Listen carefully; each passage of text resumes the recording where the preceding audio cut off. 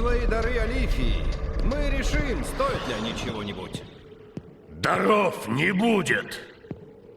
Ты смеешь искать встречи с Оракулом, но не приносишь никаких даров? Смело. Глупо, но смело. Хотя с таким-то знаком тебе прямая дорога к Оракулу. Возвращайся, когда найдешь достойные дары.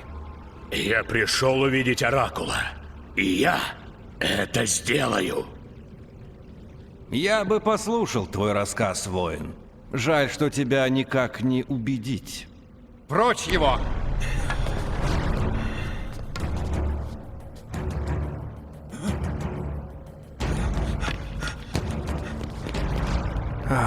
Нужен работорговец получше.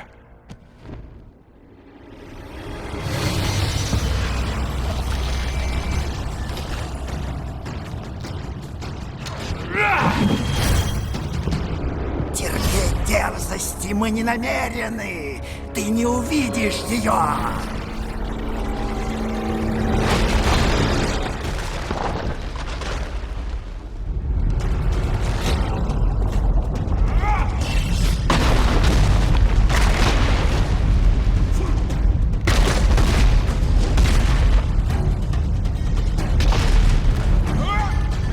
Мы позаботимся, чтобы ты не выжил.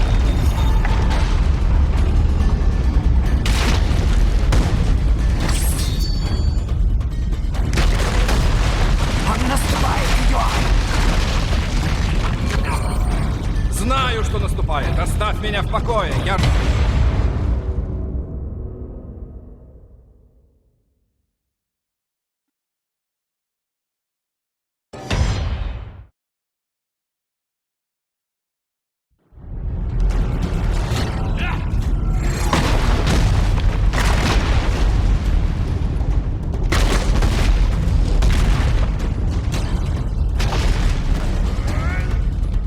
Желание увидеть оракула приведет тебя к смерти.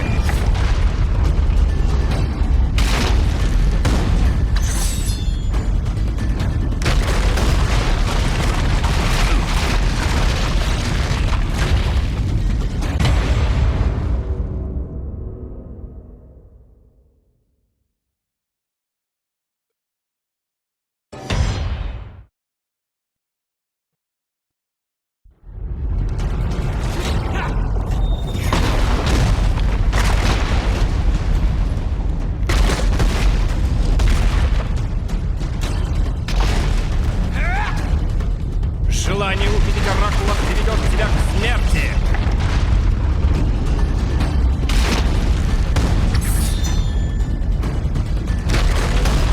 Он наступает, ее! Знаю, что наступает. Оставь меня в покое, я разберусь.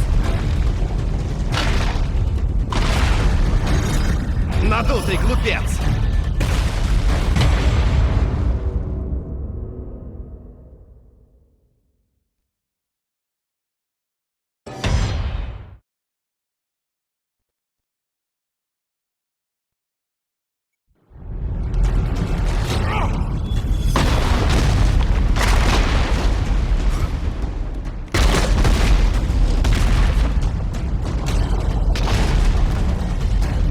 Мы позаботимся, чтобы ты не выжил.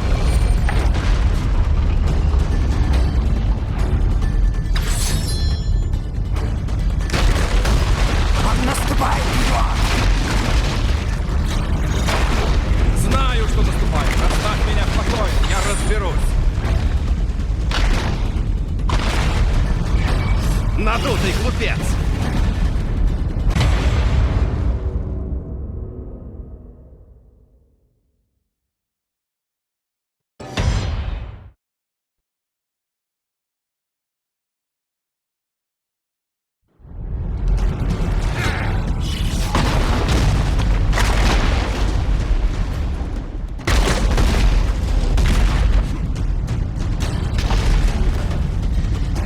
Мы позаботимся, чтобы ты не выжил.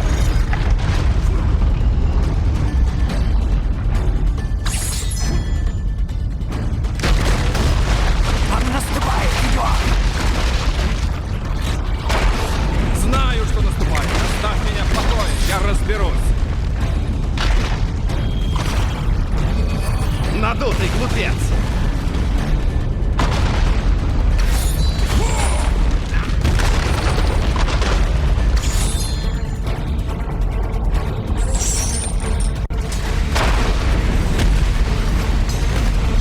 И не будем побеждены!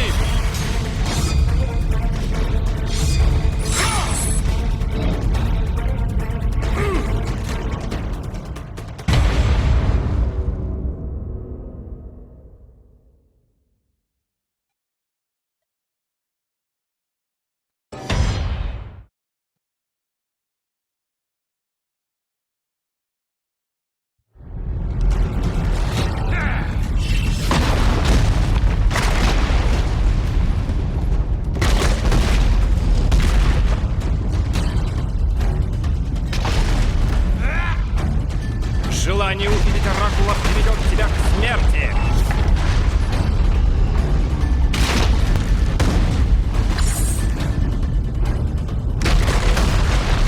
Он наступает, ее!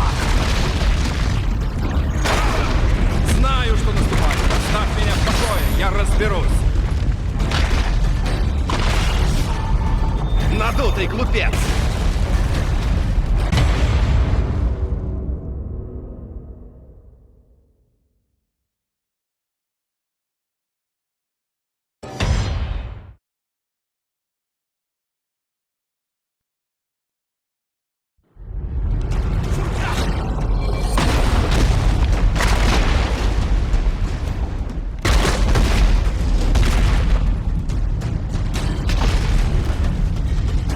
Желание увидеть оракула приведет тебя к смерти.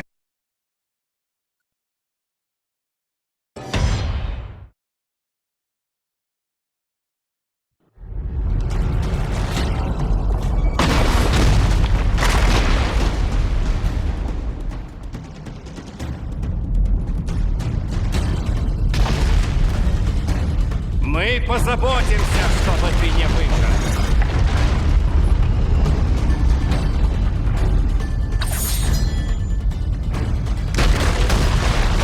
Он наступает, Егор!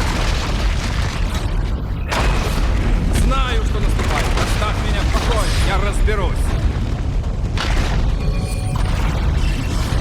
Надутый глупец!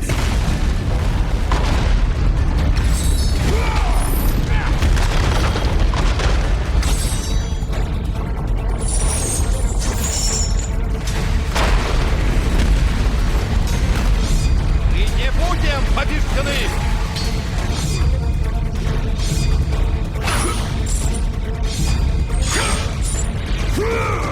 Может, ты и великий воин, но тебе не место в нашем храме. Ты никогда не увидишь оракула.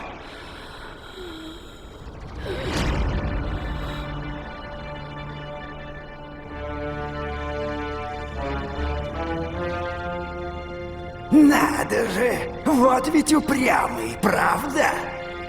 Его упорство только ускорит его смерть.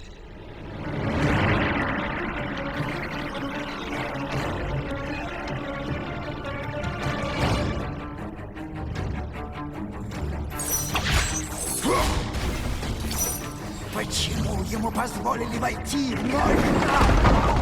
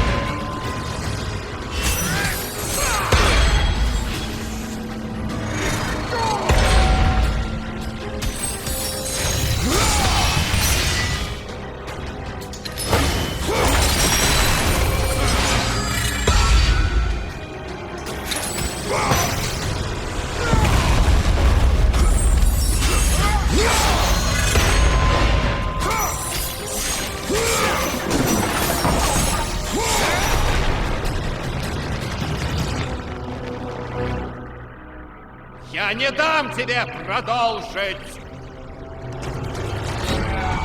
Тебе никогда не победить!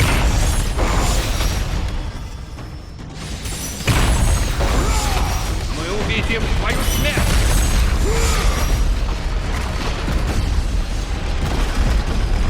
Умри, избранный!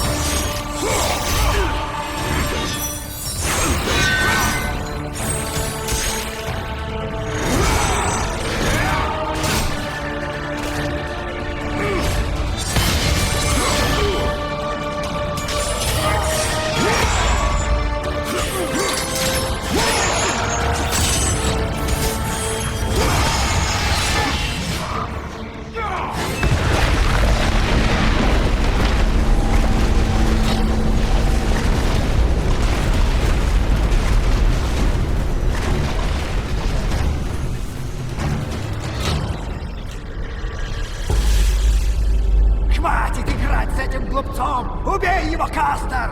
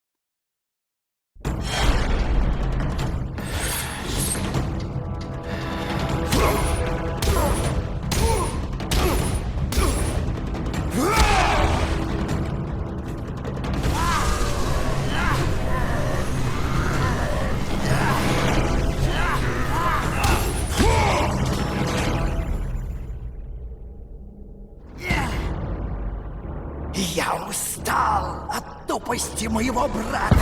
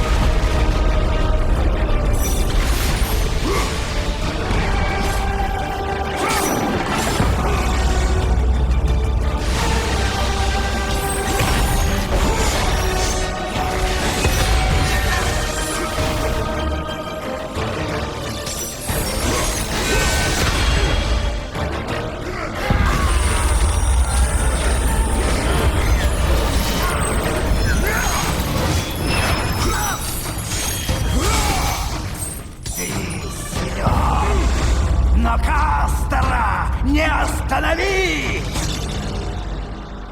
Ты решил судьбу Оракула.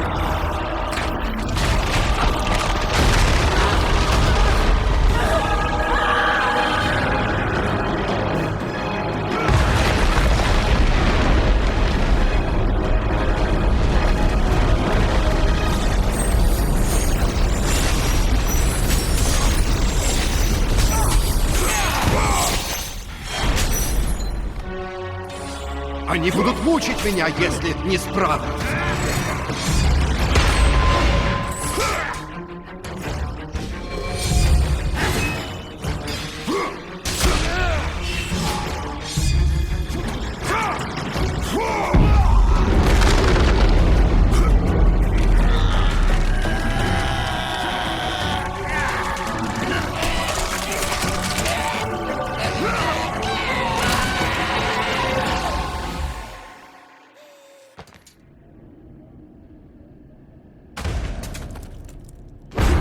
Я ни в чем не виноват!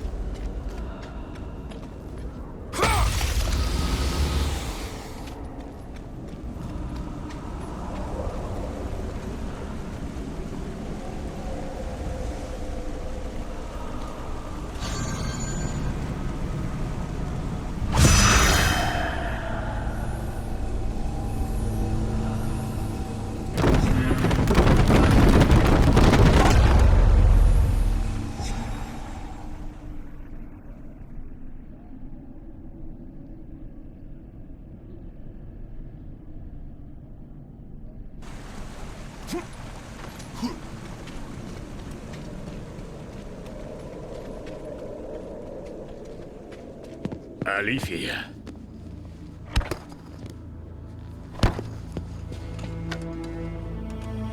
На меня не действует то, что ты принес. Тогда, боюсь, тебе не помочь. Не волнуйся. Я вполне это понимаю. Я ждала этого дня. Твои мысли спутаны. Разум ослаб, воин.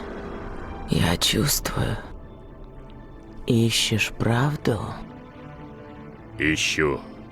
Ну что ж, но помни, за правду всегда надо платить.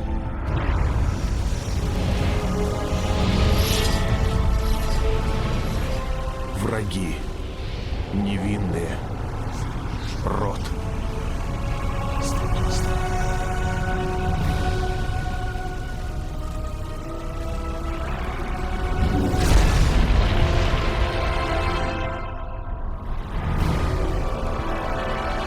Обет исполнен.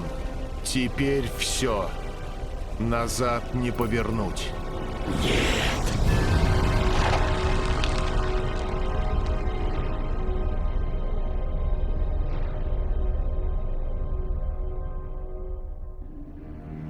Фурии свели тебя с ума из-за нарушенной клятвы.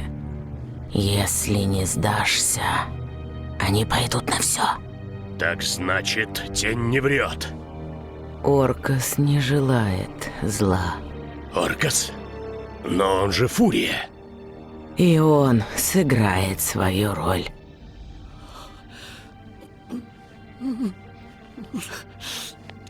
Я умираю. Чтобы исцелить твой разум, нужно победить тех, кто хранит твою клятву богу войны. Но как мне одолеть Фурий, раз я вижу лишь иллюзии?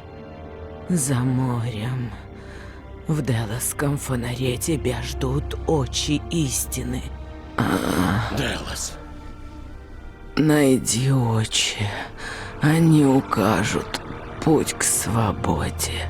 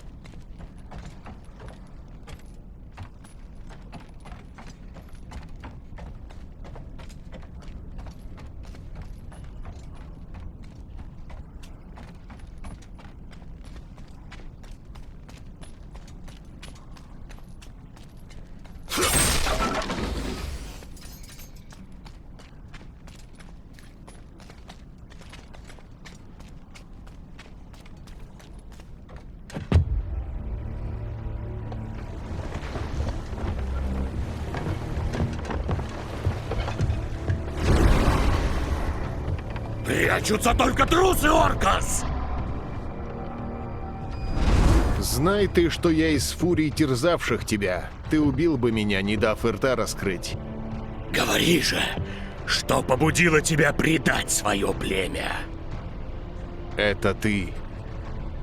Из-за тебя я и усомнился в них. Возможно ли, что столько вытерпев, ты так и не понял, почему был избран? Чего хотел Арес и до сих пор хочет? Говори уже! О, Кратос! Бог войны замыслил зло давно. Я рожден от союза бога войны и царицы Фурий. В безумии своем Арес хотел создать идеального воина. Но я разочаровал его. Матери спасли меня. Они велели мне хранить клятвы. Мне было нелегко, но я мечтал служить тем, кто говорил, что любит меня. Дело в тебе, Кратос. Последняя часть твоего испытания заставила меня усомниться.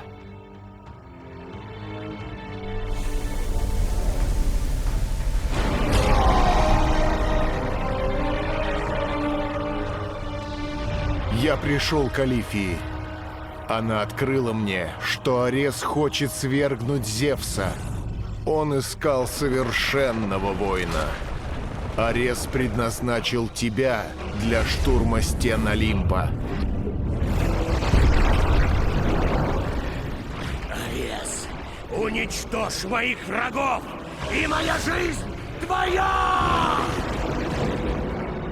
Чтобы подчинить тебя, Арес и матери решили, что ты должен пролить кровь своих врагов. Кровь невинных.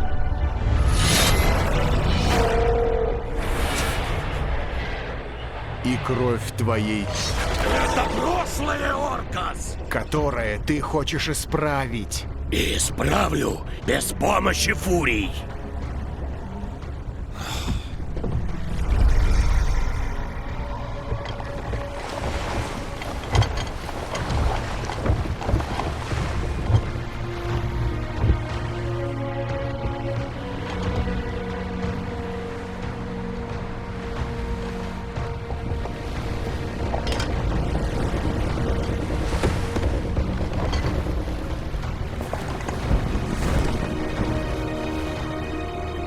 Глядя на камень, Кратос понял.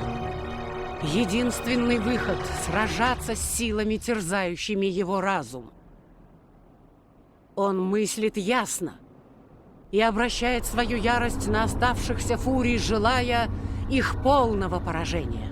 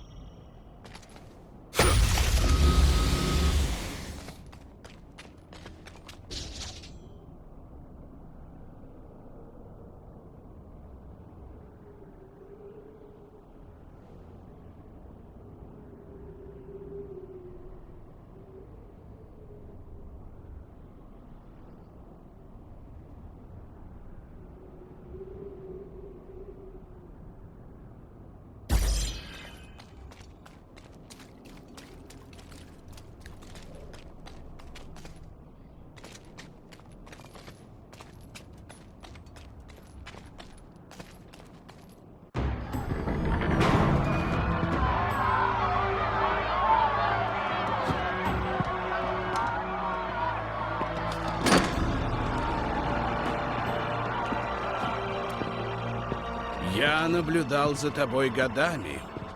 Знаки были с самого детства. Даже смерть брата не сбила тебя с пути. Произошедшее лишь закалило тебя. Ты совершенствовался. И теперь, Кратос, ты, наконец, обрел подлинное величие. Ты служил с честью. Ты принес нам славу. И сегодня ты заслужил место среди нас, как лучший из военачальников Спарты.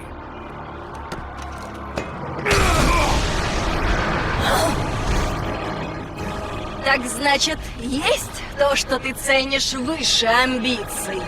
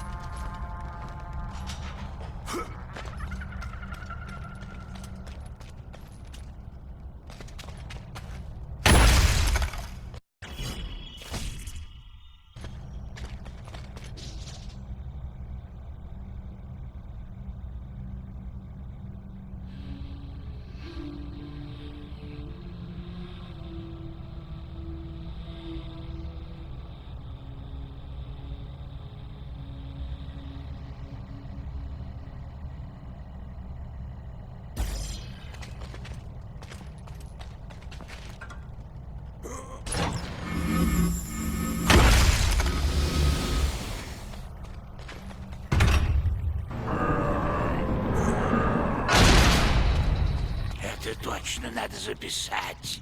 Запись. Записать. Надо записать. Да ты спартанец, про которого говорил Оркас. Это точно нужно записать. Это точно нужно записать. Что за хранитель клятв? Я знаю, что он заплатил за содеянное. Он был первым избранным, но отец отверг его. Знаю, меня первого принесли фурии.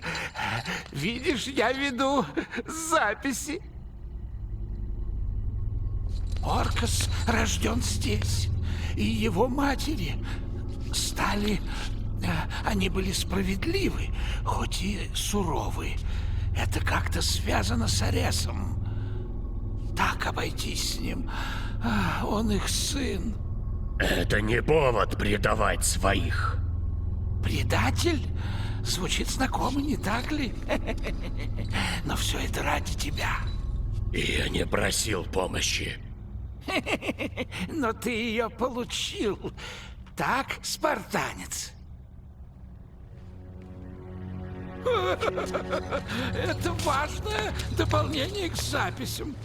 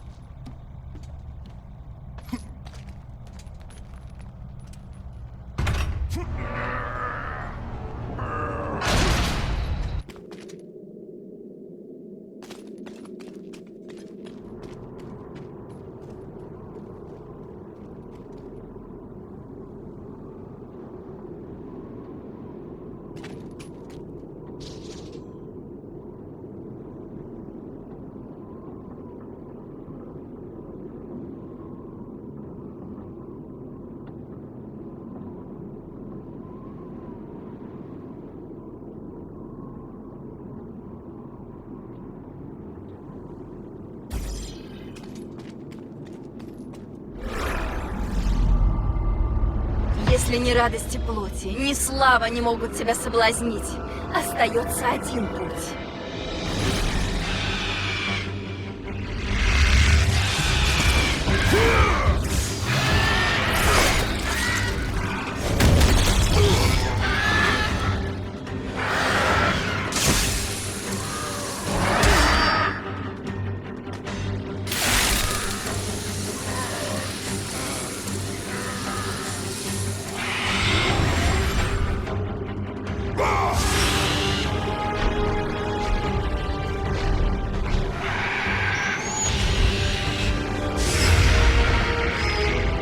Игрушка моего сына тебе не поможет. Твое сердце предаст тебя.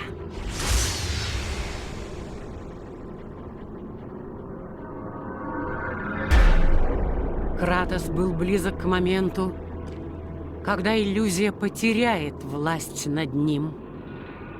Близок к поражению фурий и к свободе, за которую он так отчаянно бился.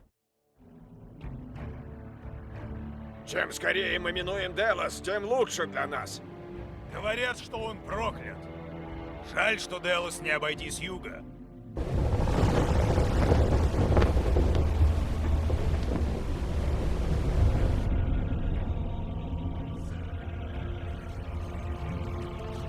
Говорят, великий Архимед построил ту статую Аполлона.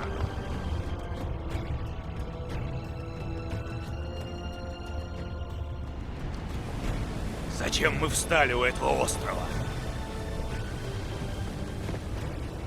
Пропал! Скорее прочь из этого места! Скорее, не то и мы погибнем!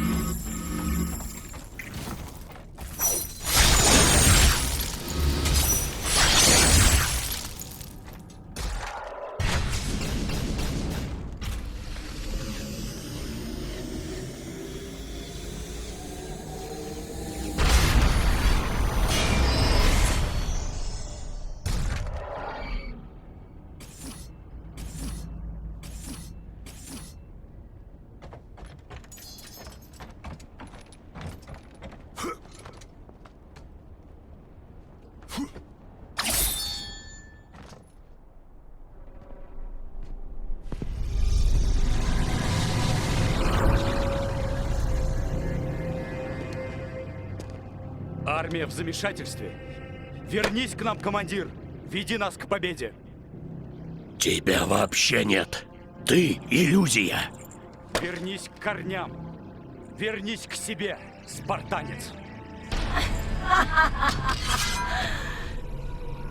Мы лишь вернем тебя домой. Мой дом — это Спарта!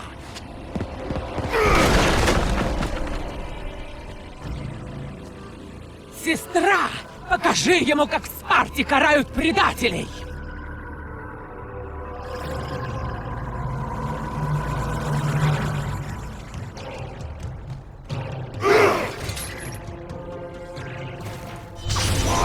Хватит биться!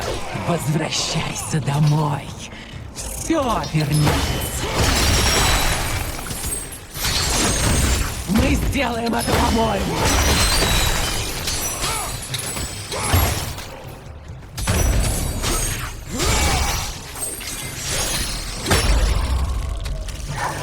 Прочь с дороги! Я покажу тебе, как надо!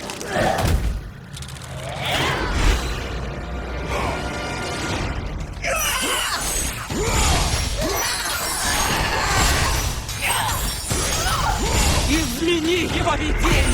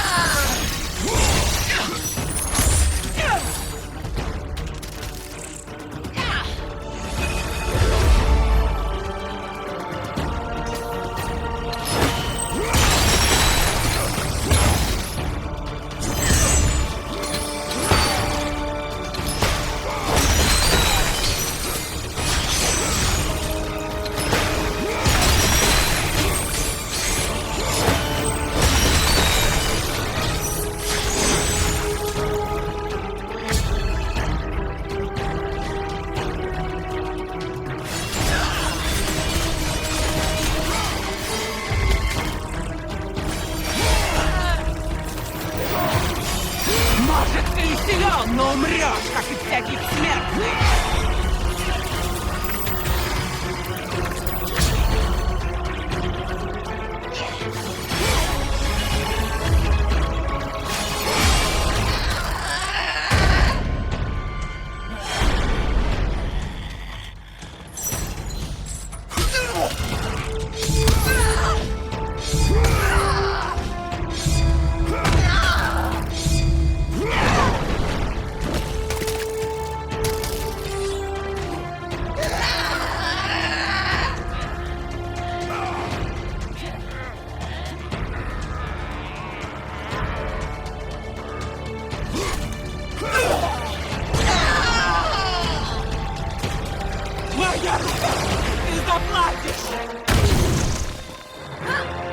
Давай, сестра, вместе мы покончим с этим упрямцем.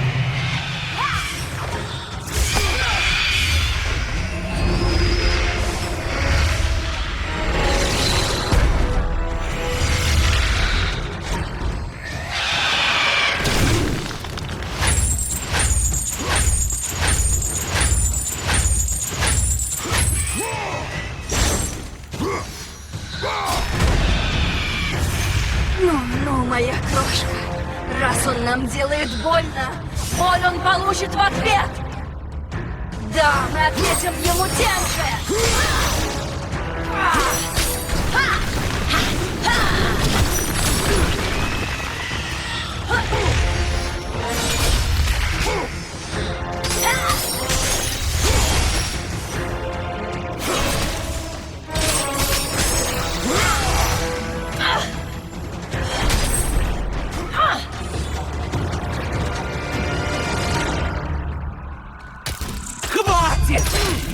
Я тебя убью! Давай, сестра, вместе мы покончим с этим упрямством. Бессмысленно оставлять его живым! Должны убить! Разве это жизнь для воина?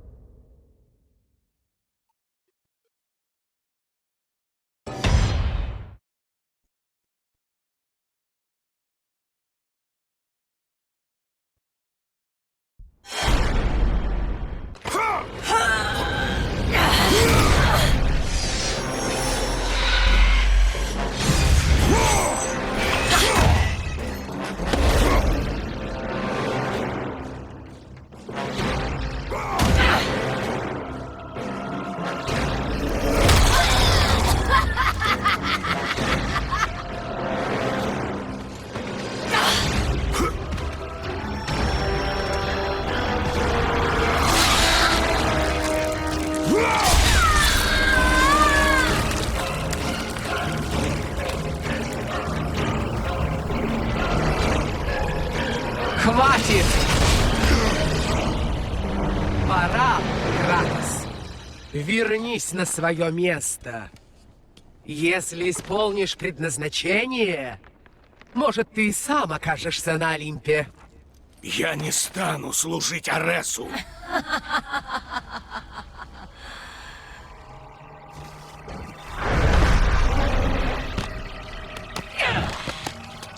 Ты не справилась, Мегера. Я сама разберусь с ним. Ты еще вернешься. Вряд ли. Это надо было сделать давным-давно. Оркас, поэтому ты заодно со спартанцем? На этот раз тебе конец. Слабак! Смотри, что ты сделал! Найди! Тебе не добраться до фонаря, спартанец!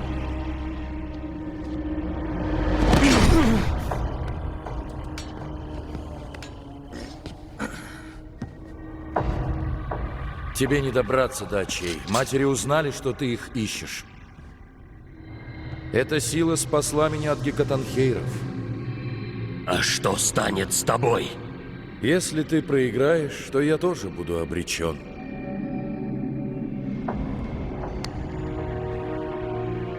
Олекта в ярости уничтожила единственный путь к фонарю. Я не успел рассказать тебе о дороге. Но теперь нужно искать другой путь.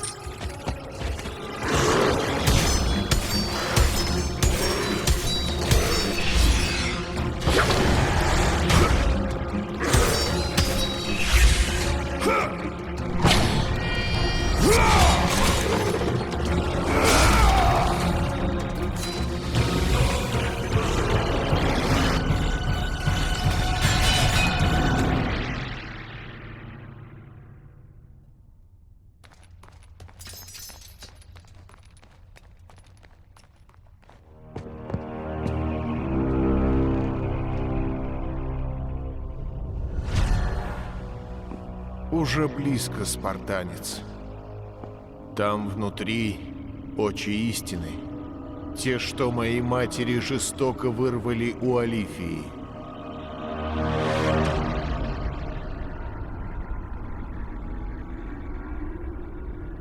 Когда я узнал о планах родителей по захвату Олимпа, я не поверил своим ушам.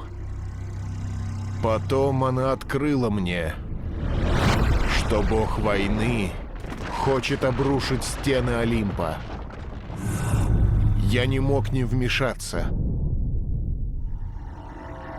Мы хотели предупредить Зевса, но Арес узнал и послал за нами матерей.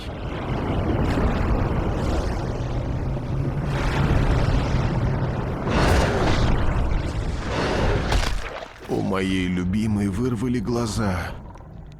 Она стала пленницей в своем храме. Арес и матери спрятали очи истины, чтобы их гнусный заговор не был раскрыт. И вскоре все боги покорились бы им.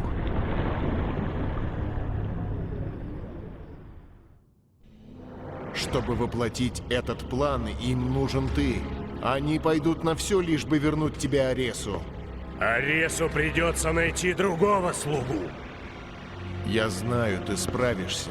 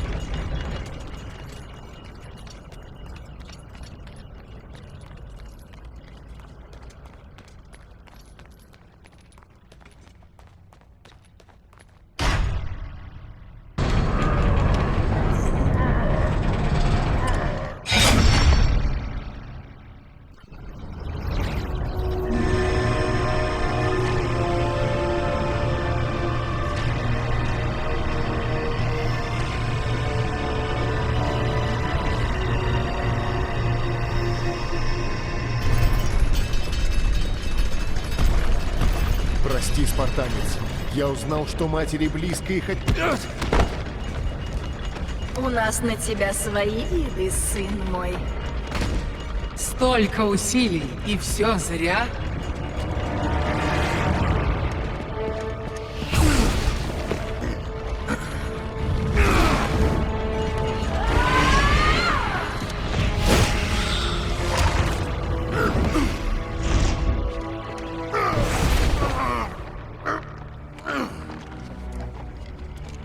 Сестры мои, мы сломаем его в стенах гекатанхейров. Кратос потерпел поражение и теперь не ждал помощи от олимпийцев. Довольные сестры вернулись домой с добычей. Заключив Кратоса в темницу, они надеются истерзать его душу и заставить сломленного воина вернуться на службу Аресу.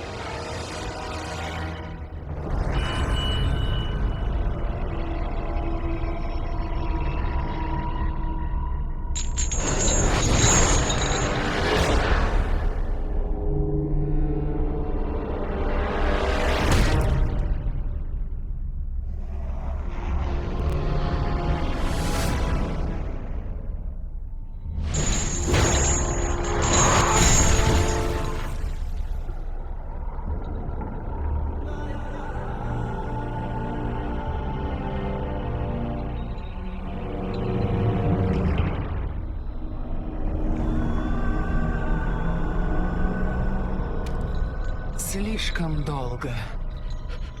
Нет. Нет. Никогда.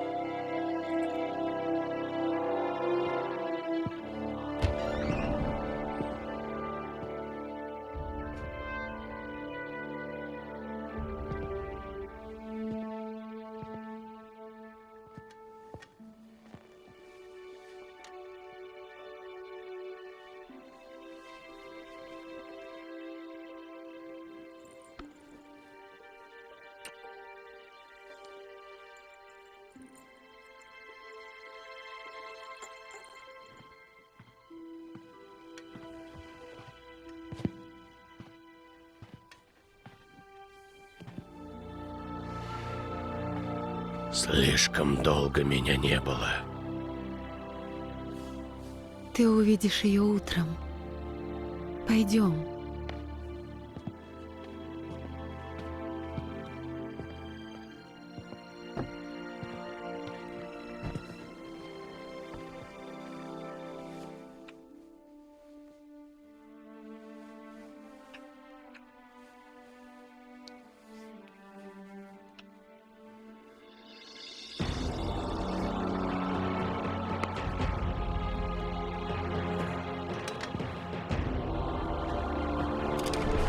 Со временем ты забудешь. И все, что ты утратил, может вернуться. Если это нужно, чтобы ты хранил верность Аресу, ты это получишь.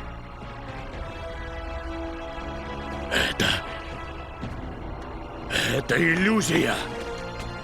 Иллюзия может стать правдой. Все сложности позади.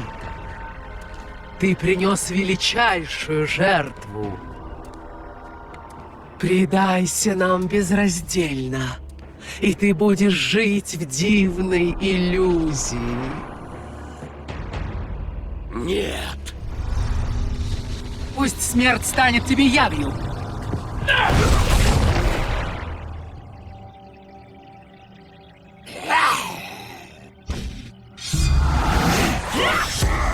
Что это все значит? Ты сделал плохой выбор, спартанец.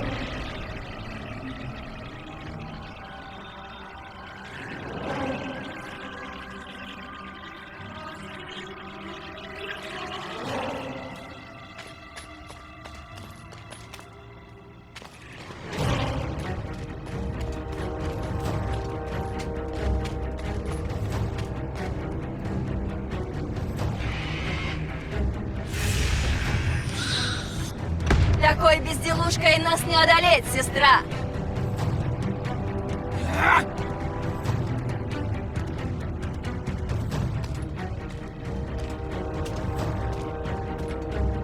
Ты вызываешь меня? Ты всего лишь смертный.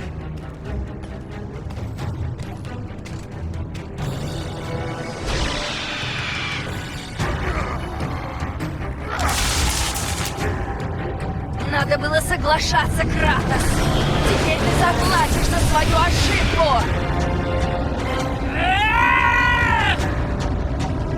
Я царица всех фурий!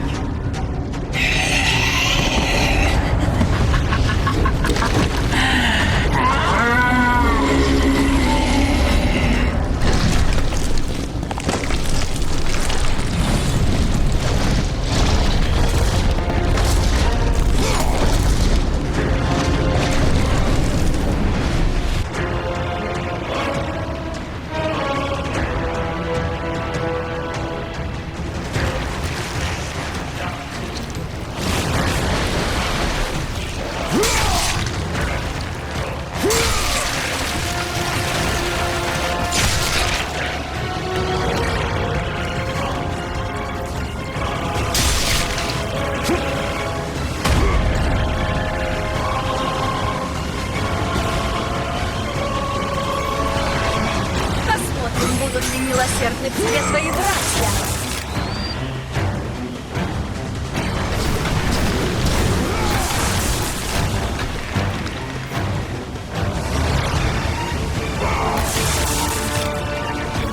Все равно спасения нет.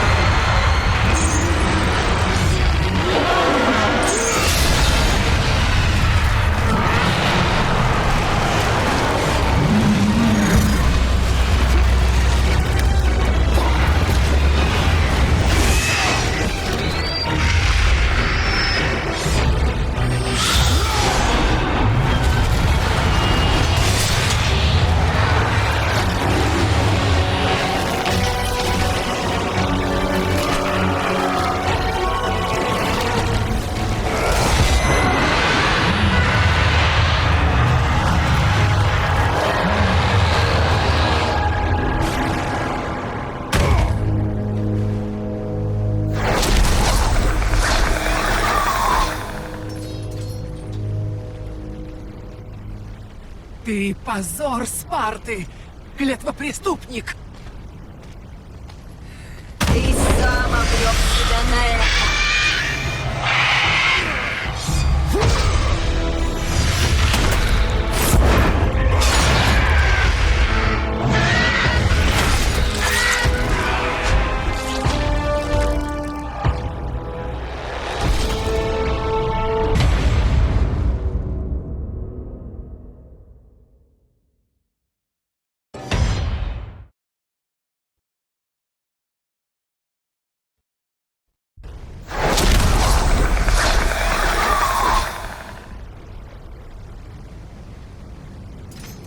Ты позор Спарты, клятвопреступник! Ты сам обрек себя на это!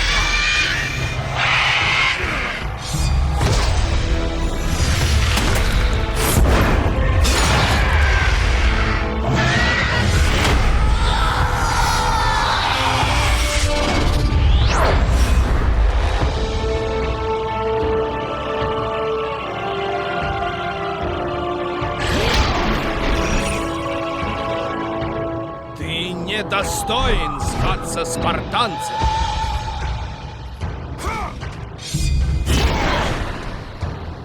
Из-за тебя все было потеряно.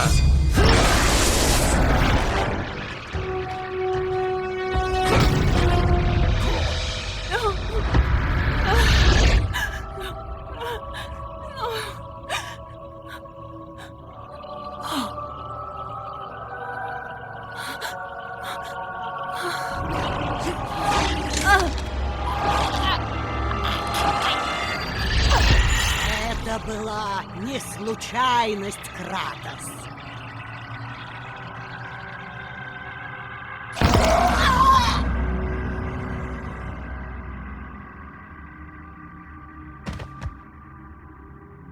Ты хочешь правды, но правда принесет тебе лишь боль!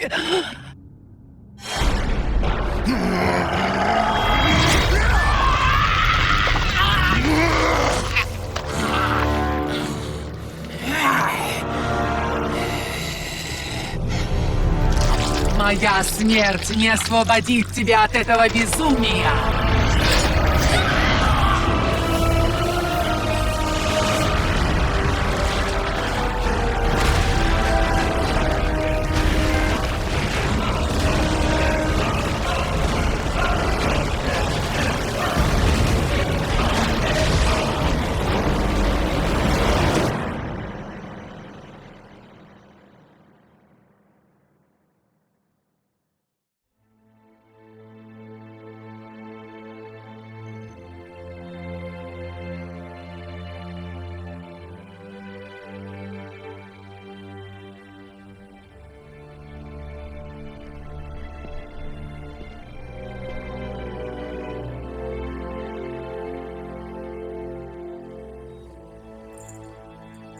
Я вряд ли смог бы выбрать твой путь, спартанец. Оркас? Я согласился бы с ними. Я предпочту правду. Ты пожалеешь об этих своих словах. Ты все еще связан с Аресом клятвой. Не может быть. Перед убийством я снова стал хранителем твоих клятв. Хочешь свободы? Тогда убей меня. Я не понимаю. Если не освободишь меня, отец вернет власть над тобой, а моя жизнь станет нескончаемой пыткой. Я не пролью невинной крови. Другого пути нет, воин. Разрушь клятву. Убей Ареса. Сверши свою месть. Я не стал воином, каким меня видел отец. Об одном. Прошу тебя. Подари мне достойную смерть.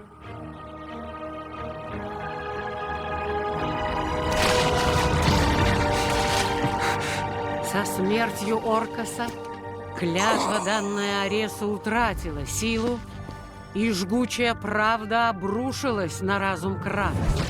Правда о том, что он совершил, об убийстве жены и ребенка, о беспощадной бойне, учиненной из честолюбия, предстала в ужасных видениях, которых он не забудет до самого конца своих дней.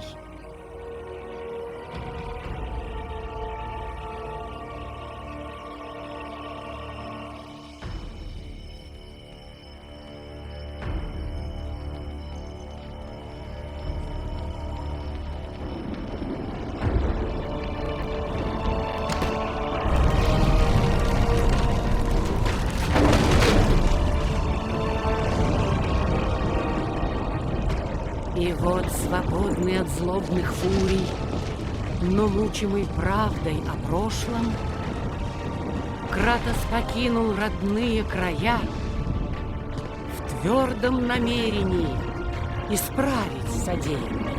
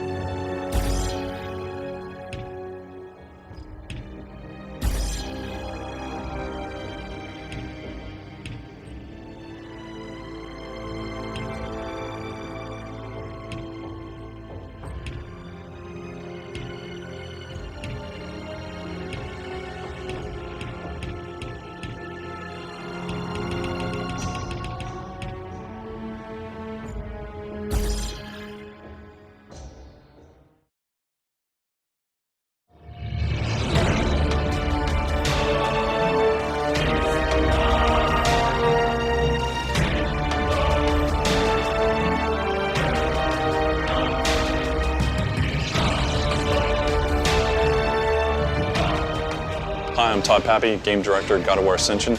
What you're about to see is a making of video that we've been shooting over about 2+ years. It gives you a good idea of the inception of an idea all the way through to the final product. Keep in mind that this is a work in progress. Enjoy. Welcome back. I'm seeing a lot of fresh faces. Just kind of wanted to give you guys a high-level view of what I've been thinking. Basically, we've been trying to take God of War and really distill it down to an essence. God of War has always been a single-player game, so the mandate on this one is it is a multiplayer game.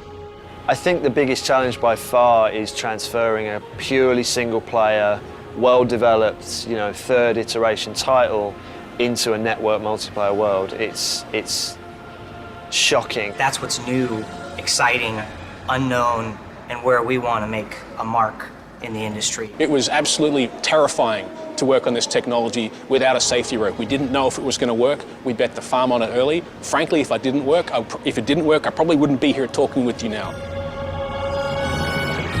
I mean, it's heartbreaking, so we in the early stages, and you like sitting there, you're toiling at your computer day and night, like, yeah, this is gonna be great. And it is just like, it might not be great.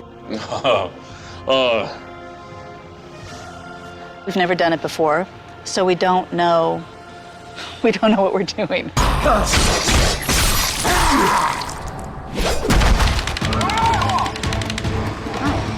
on, die.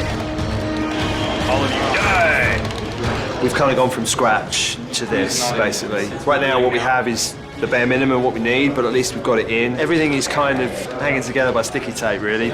It's so new to us, all this stuff. We're nowhere near bulletproof yet. Given how much scrutiny multiplayer goes under once normal people start playing it out in the real world, it's invaluable because we're making so many changes, we're iterating on it so much, we're trying to find out what makes God of War multiplayer fun. All right.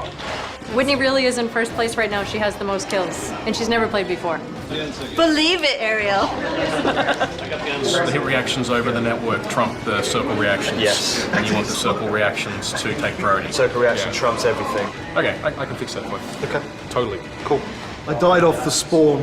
So basically I spawned and then immediately fell off the pillar. We completely rewrote the way that attack collisions work, and we flipped from the old method over to the new method, and nobody noticed the difference. The reason why I'm so happy is because it's the very first step towards us hiding latency in the game. That's a good sign. It's good that everyone didn't go, oh my god, it's horrible. So that's encouraging, although we know we've got a lot of work to do on that. It's a challenge every week, but considering where we were 3 months ago, it's a revelation. We don't want to try to lose our essence. When a person plays it, they need to feel God of War. And so that's been the thing that is still ongoing right now. I am excited for multiplayer. My day normally is comprised of meetings after meetings after meetings, but at night, from 5 to 6:30, I get to play multiplayer.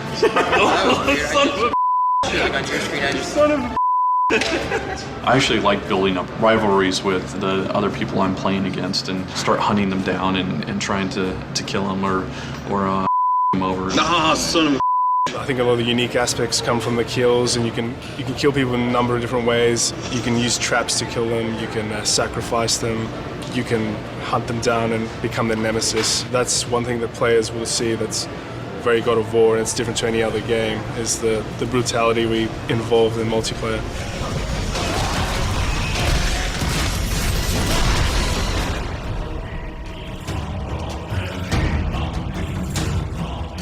The first playtest, we're literally just looking for, can the player get from point A to point B and know where they're going? I think that it'll be surprising for people to see and hopefully will meet and exceed people's expectations. We're really excited because this is the first time anybody has seen God of War multiplayer. We've been working pretty hard on it. It's actually a really good time to start putting it in people's hands.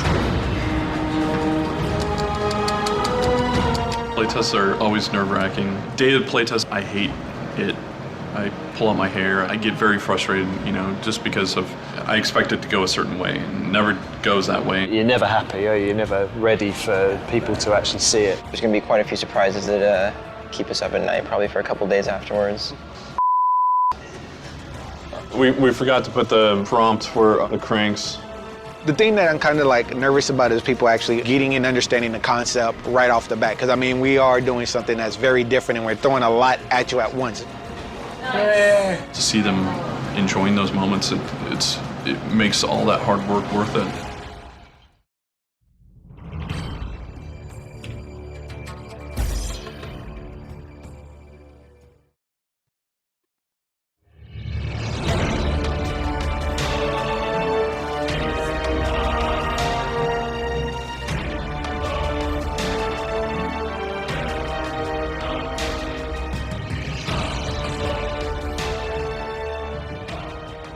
Hi, I'm Todd Pappy, Game Director, God of War Ascension. What you're about to see is a making of video that we've been shooting over about 2+ years. It gives you a good idea of the inception of an idea all the way through to the final product. Keep in mind that this is a work in progress. Enjoy. Got our press announce coming up. It's all about spectacle.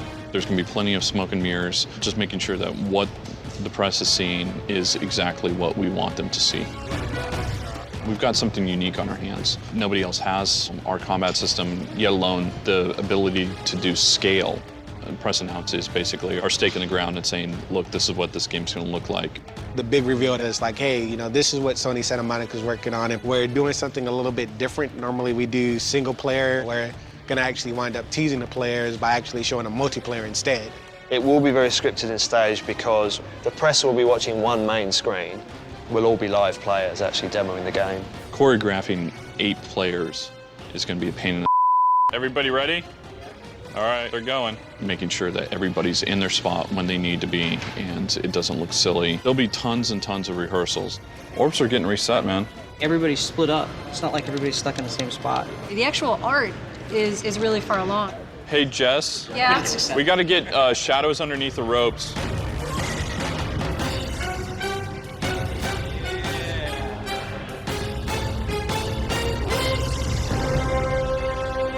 As soon as we announce the title, people are going to be expecting something big. I think with this, though, I was just so harried to give them something. I didn't worry about it so much. So now I'm worrying about it. In the aftermath, you know, he's done, he's in the game, and I'm like, ah. As one of the artists, I always want the press or the public to go, wow, those graphics are awesome.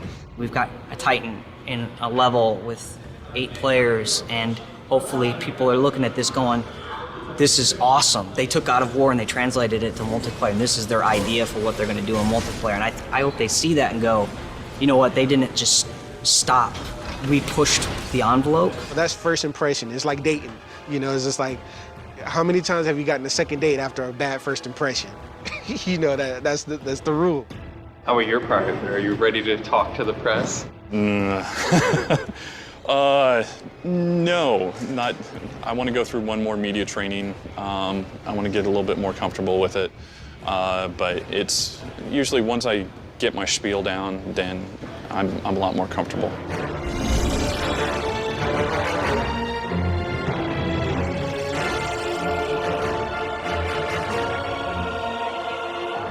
Right now, I'm nervous. We're at the lot in Hollywood doing our press event. I've been up since 3. Tired. We're going to show off multiplayer today to the press, and hopefully everything goes well and they enjoy it.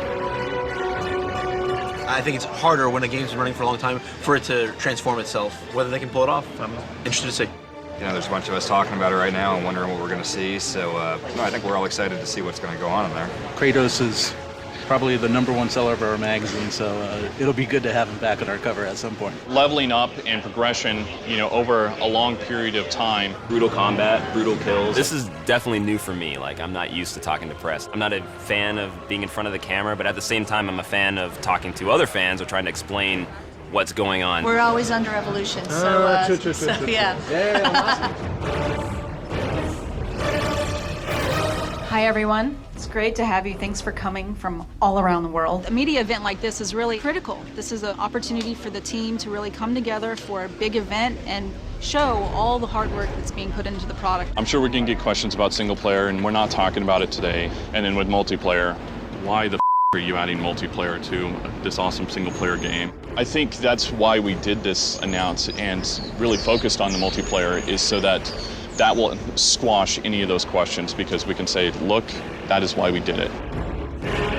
So we worked really hard to make sure that this was live. We weren't going to screw around. We weren't going to show a video. There's actually guys playing back there. They all have a dev kit directly at their feet, a little tiny television. Originally, we were going to have 8 screens set up in the front, and then at some point we were realizing that that would take people's focus. They're going to be watching that guy and they're going to be watching that guy. Really, we wanted to have them be able to focus on one thing all at once as one cinematic presentation. So that's why we ended up having all the guys up in the back. Todd really wanted to have the multiplayer slowly unfold. So we start with the half-face shot, but he's really in shadow. And then the guy steps into the light, puts on his helmet, and it's clearly not Kratos. So we start by unfolding, hey, you're playing somebody you're not used to playing in this God of War prequel.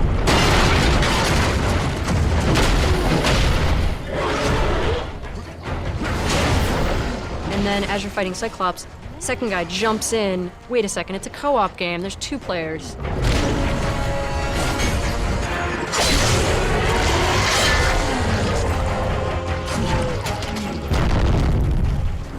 And then when you go into the main arena, that's when we reveal that there's actually 8 guys fighting because there's already 6 guys waiting in the arena for you. That was important to us to be able to let people kind of slowly reveal that there was going to be more than just one person.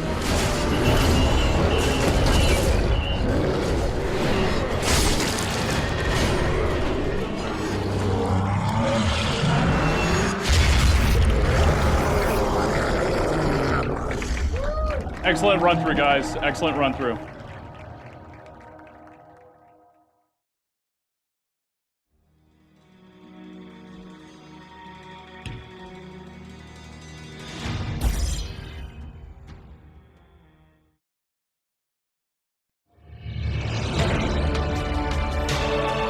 Put in, we just can't put it in. This is one of the areas that was quite challenging for the art team to make it so gameplay is still acceptable. So we wanted to have something kind of in the foreground to break up the levels and make it feel like rooftop. So we also need to have the player be visible. So one of the solutions was add some destruction.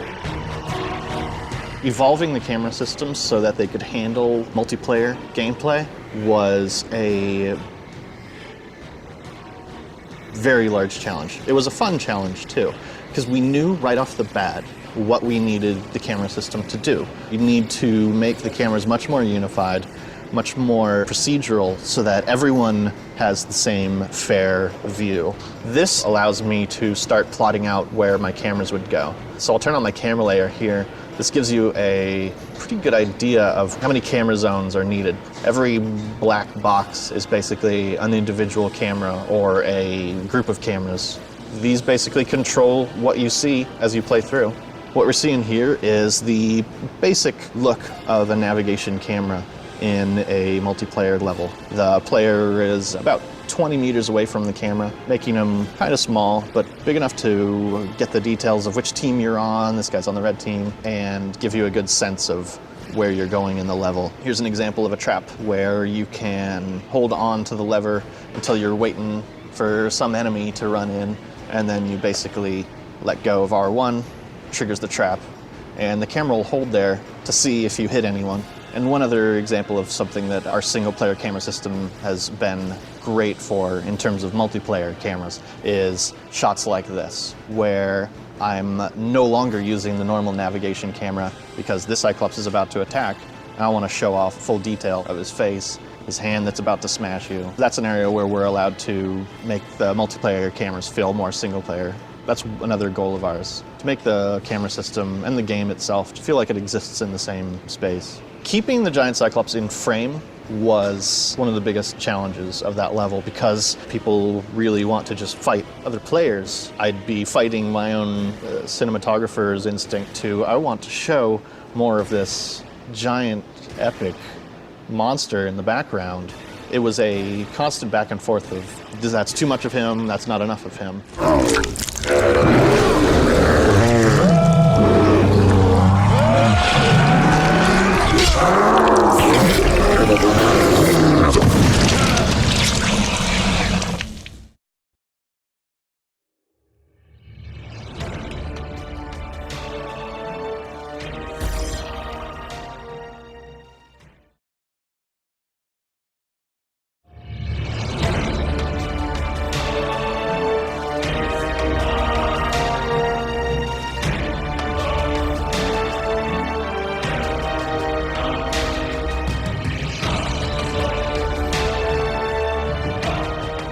Hi, I'm Todd Pappy, Game Director at God of War Ascension.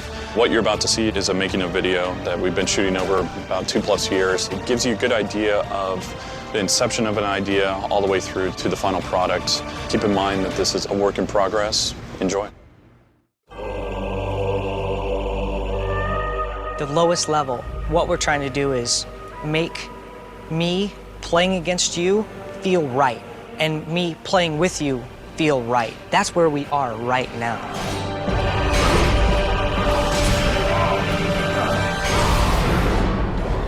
I guess we're bringing the God of War gore to killing your mate, basically, I guess. Killing your mate, yes, Yeah. your mate, your buddy. One of the thrilling things about multiplayer, like even in a shooter, is when you get up close, like your heart starts to race. We're definitely trying to go for that. See the whites of their eyes. The moves are actually not Kratos moves at all. We did start to get some of it up and running, so you might see some hints of like, oh, I remember from God of War 1, he had a weapon kind of like that, but the moves that we're doing now are entirely Spartan moves, Spartan themed. The weapons that you carry give them a very distinctive feel. Each character selects sort of a god class, and that kind of defines what weapons and armor and abilities they can take in. I have basically the Ares sword with the Ares armor, so I can do things like damage attacks, GS kills. I have a little bit more kind of range, so I have that move that has quite a lot of range to it. The idea with the hammer is that in a crowd, he can be less specific. Like if you're playing the hammer class, you kind of look for groups of people to kind of jump in there. And that actually causes kind of groups to disperse, which is kind of nice. So depending on like who shows up with what weapon, people start to kind of change their play style a little bit. Kratos is our hero. He has to be the strongest, the coolest, the most powerful one. These guys are still pretty formidable. These guys have to be fair. Their moves have to be readable. Some of the moves are a little slowed down, so they're not as quick as Kratos, but they have to be fair. For instance, we have unblockable now. Whenever you see this symbol, that means if you block it, you're gonna get staggered. And that really helps to make it read. Each weapon's like its own full character. The navigations, they all have to be redone for every weapon. The attacks are all redone. There's no real sharing between weapons. They're just too unique. You can't really wield them the same. We'll come up with moves based off of usability, practicality, flashiness, just things that people usually expect to see and people would want to see. Sometimes just try and get the best look, and then we'll just tweak and tune it until it's actually useful. This is the Cyclone move. If Kratos did this move, I don't think he'd have this much recovery time, and the startup would be pretty quick. This was one of my favorites, the uppercut. It's pretty useful in games, and people are liking it. I just liked it. I reappropriated one of the Olympus Swords animations from God of War 2. That one just stayed in one place and did too, but this one I added a crazy dash to it and a lot more height. There's gonna be a lot of different specials that you're gonna be able to do. Those will be a lot of work to knock out, but I mean, those are fun though. You know, it's just fun doing those. What's nice about certainly this kind of game is that anyone can kind of get the kill, anyone can kind of come in there and finish it off. You're definitely not invincible. That's one thing we really try to do is that, you know, the characters, they can take some hits, but not a whole bunch, so that even a new character might get in there, and if he gets one blow, two blows, lands a few, he's definitely gonna get the kill, and that's also what traps kind of add for it. With traps, it really doesn't take a whole lot of, you know, timing and skill and reflex. It's literally like it's sort of more planning and strategic element where it's like, I know people want to take this point, I know this trap covers that point. If I can predict that, then I can basically get a kill no matter how skilled the other player is.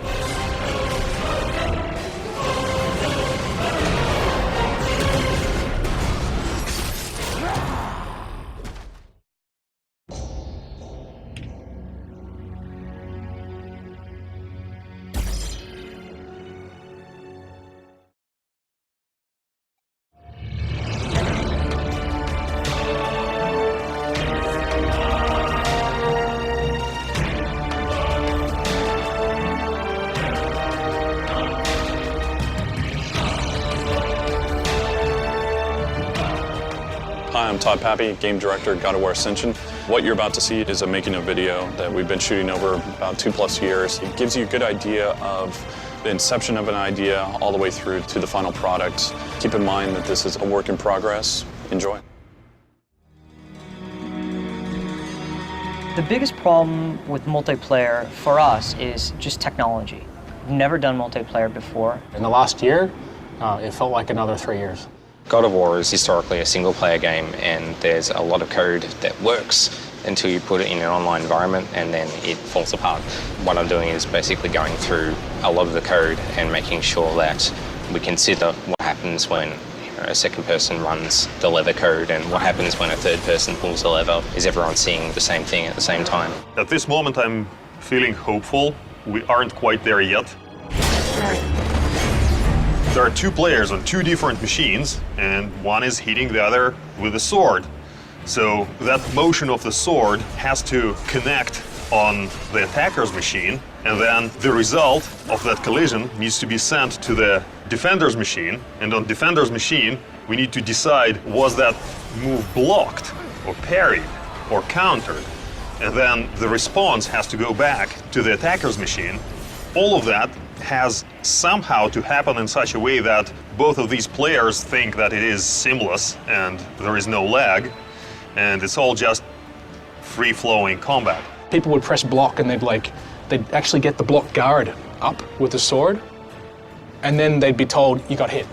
And they're like, Glenn? The actual choice of where these decisions are being made, attackers' machines, defenders' machines, that choice is probably the hardest problem of them all. We do what we call pre-hit. So we actually detect that in the future we're about to hit somebody, and we actually kind of, if you can see like an arc here. So we actually can look ahead maybe 100, 200 milliseconds. And so I'm actually saying, I hit you here, and that actually gets sent over the network. The other guy receives it before my sword's even touched him. And if we time it right, he tends to reply, in the common case, to us before the sword's even touched him on our machine. So we actually have all the lag hidden by committing to the hit early. One of the big things that felt wrong for so long with the combat was the technical networking side of it, which I think we've finally broken the back of now, haven't we? We're getting over a hump. It does feel like that. Fixing the lag. So we're able to hide about 100 milliseconds, 150 milliseconds of latency. I consider lag to be pretty much a solved problem at this point.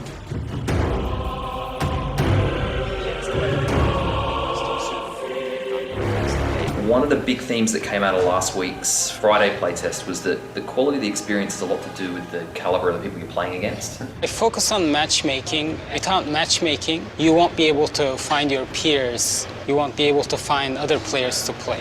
So we basically pair up players so that they can have a better time. The more players we have, the quality of the matchmaking improves. You always have to consider, should we let people play, or should we have a better quality of matchmaking? I'm hoping to have a better matchmaking experience because we have developed everything in the house. We are doing something completely different. We are deploying the code ourselves, and we are managing all aspects of it. So there's no one to call when something happens except ourselves. Now we're going to actually play sheeted 60. That was started like inefficient, running at 45. And the intention of the playtest is to get the combat feel at 60. We're playing the game every week. We're making sure that everyone gets a controller in their hands and they start bashing each other with swords and hammers, and it's a lot of fun. The fact that programmers are playing it is a very positive step. Programmers want to write code, and some don't want to play the game they're making, and that's okay. But when you're making a multiplayer game, it's really important that you iterate and you see the changes you make playtest to playtest. A few weeks ago we were having issues getting people coming and playing because I think the combat was in a bit of a rough spot. We knocked off a huge number of bugs and suddenly everyone was just more engaged with the game. We were like floundering, and now we've iterated our way into a good place. So I feel happy about where we've been, and I feel excited about where we're going to end up.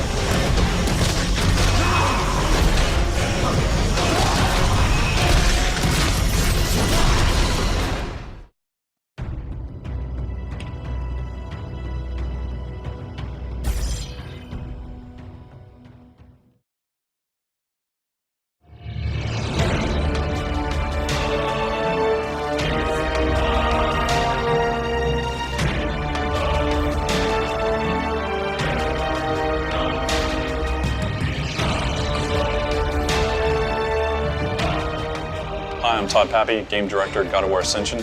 What you're about to see is a making of video that we've been shooting over about 2+ years. It gives you a good idea of the inception of an idea all the way through to the final product. Keep in mind that this is a work in progress. Enjoy. Level design is a fantasy. It's, I want to do something that I can't do in real life. Level design is also a challenge. It's not easy, it's not handed to me. I feel like I accomplished something when I did it. And in the end, level design is about giving that reward. You want to do it again and again and again and again.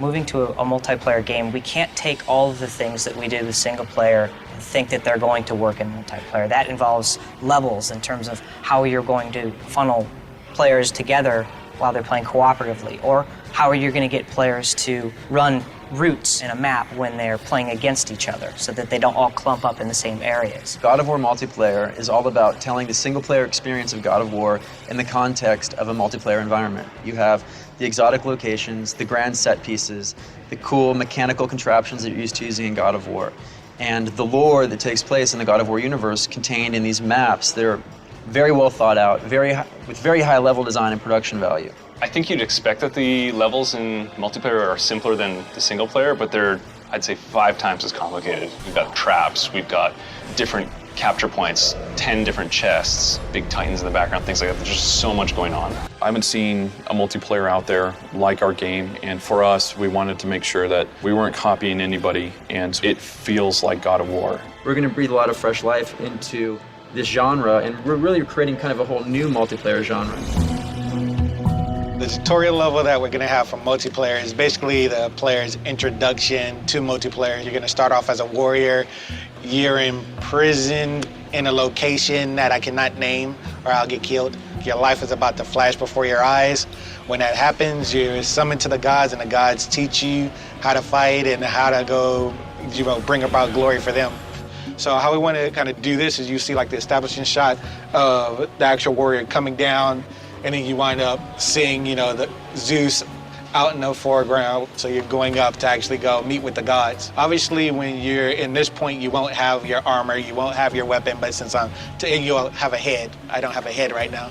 So, right now, I'm just teeth and eyes. There's these statues that represent all the gods in the background. You get prompted to select one of your allegiances. You got Ares, Hades, Zeus, Poseidon. I'll walk up over here, and when I come to Ares, Ares makes a plea for me. Once you select a god, you'll actually get whatever weapon is best for them. So like for Ares, it's the sword.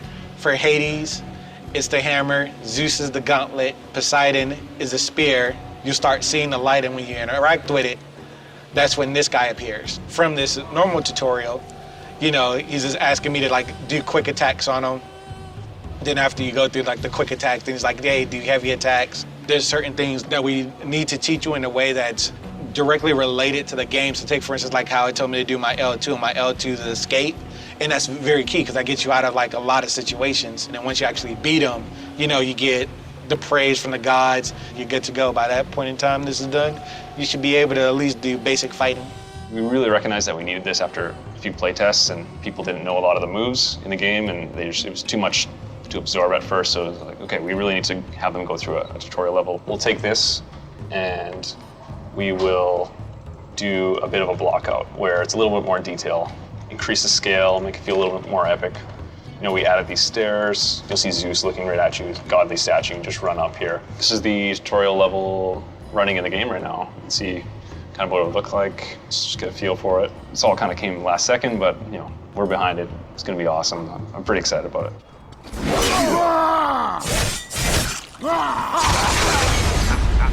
Excellent. We're trying to make it as epic and as cool looking as possible. That's kind of the challenge, making sure that there's always something to do for everyone and there's always some cool moment that's a very God of War moment. One of the first levels we started designing was the Troy level. The idea behind that one was because we got the two factions of the Spartans and the Trojans, it made sense to have a map that kind of is based around the war between the two of them. There will be an objective at some point that gives them kind of a big bonus, and that is to fire off a catapult to one position. So the Trojans will be trying to destroy the Trojan horse, and then the Spartans will be trying to destroy the statue of Apollo. This is an overview of the Troy map. Spartans start from the left, Trojans start from the right. There's 3 tiers, basically. The bottom tier, the middle tier, and then the back top tier. And all of those tiers are kind of interconnected, and you can cross over between all of them. The unique thing about this map is that you can use the life cycle, which appears in the single player as well. So you'll see, like, for example, this bridge here, that can collapse away. One of the first things you can do is pick up the life cycle. At the moment it looks like a flag, but we'll actually get it look like a life cycle. And what you can do with that is life cycle different areas in the map. So for example, this gate, I can life cycle it up, and that creates like a barrier no one can get through, but they can actually hack through it eventually, but it'll slow them down. I can bring it down again, of course. Here there's another life cycle thing, so if someone, for example, is chasing me, I can just stop, life cycle that away. If they get killed by it, it counts as a trap, so I get the extra points for it as well. And then one of the bigger life cycle moments is the bridge in the center. So this one is kind of connecting the two middle points. You can life cycle like part of it. We can life cycle the whole thing. Here's angry soldiers that are throwing the spears at you. Here's another hidden trap. So this flamethrower, I get this view from my side. And I can kind of suddenly attack someone. On their side, they never really see if I'm really behind there.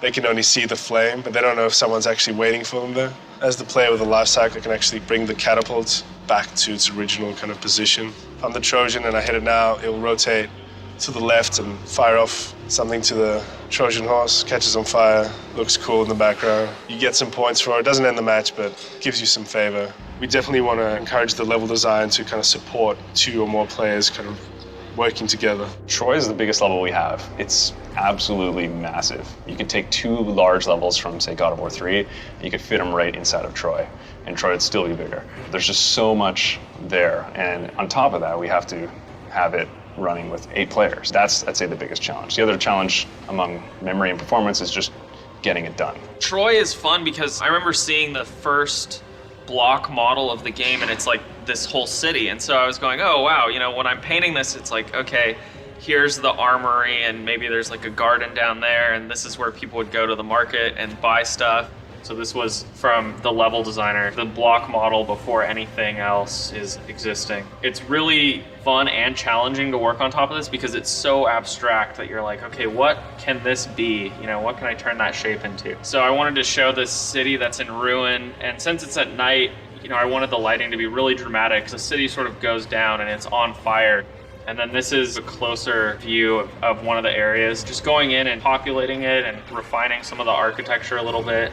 And then this was an object in the level that you can grab, and it's our flamethrower. You can get behind it and roast your enemies. These were really fun to design as well. My favorite part of the level is there's this little section where there's the building kind of in the middle, and there's the flamethrower at the bottom. This is the concept for this building. So originally you enter on the backside. Because for the gameplay we had to change it. See, the camera is looking this way so they couldn't see. I opened up this wall so you can get in here and you can use the flamethrower. First blood. When I set out to create a multiplayer map, it's very similar to the way we create single-player maps. I like to start with one idea, something to hook it into. For one of the maps, the idea was there's a huge Gorgon statue. She's the kind of focal point of this map, and that everything is built kind of around her. And see the levels kind of built on top of the creature, and then we'll get down in here and I can kind of show you what the space feels like. Here's a flamethrower, so I can kill guys with that. I can jump down below. There's a lot of cool stuff. I can pick up like the club, which I can swing, and I can throw it at guys. And just very exciting to run around and be able to manipulate different things in the environment. From here, I can use the cannon, which I can fire, and it will basically, as you can see, kind of mortar everybody down below. And then I can move that actually up to a higher location as well, and then do the same with this top tier. So where you saw guys before that were using the various weapons and using the head, I can surprise them and hit them with the cannon. And then if I jump through the portal, I'm back at the middle. So you can see that it weaves in and out of itself in a balanced way that makes sense. People seem to really like this map, and it's exciting to be able to get it to a place where it feels pretty complete before art goes to it. I think the most rewarding part, next to seeing people play your level and telling you they like it, is certainly getting the art on top of it. As environment artists on multiplayer, you really do need to keep in mind that the player is the main focus of everything. If people remember from God of War 2, there was a whole level of the bog, and we're kind of bringing that back into Ascension, revisualizing it, making it prettier, and making it more nostalgic for the players. So we fleshed out that we wanted dark tones accented by like gold or bronze. Just looking at the vines happening here, trees and the edge over here for the rocks. There's a lot of roots going on. There's a lot of broken pillars. This is the stuff that really takes the most time adding personality to the level, little nicks on the columns, little like cutoffs. This is a pretty important piece. So this would be its own unique texture, whereas this column or these pieces right here, this trim even, it would be tileable so that it would be easier to use throughout the level.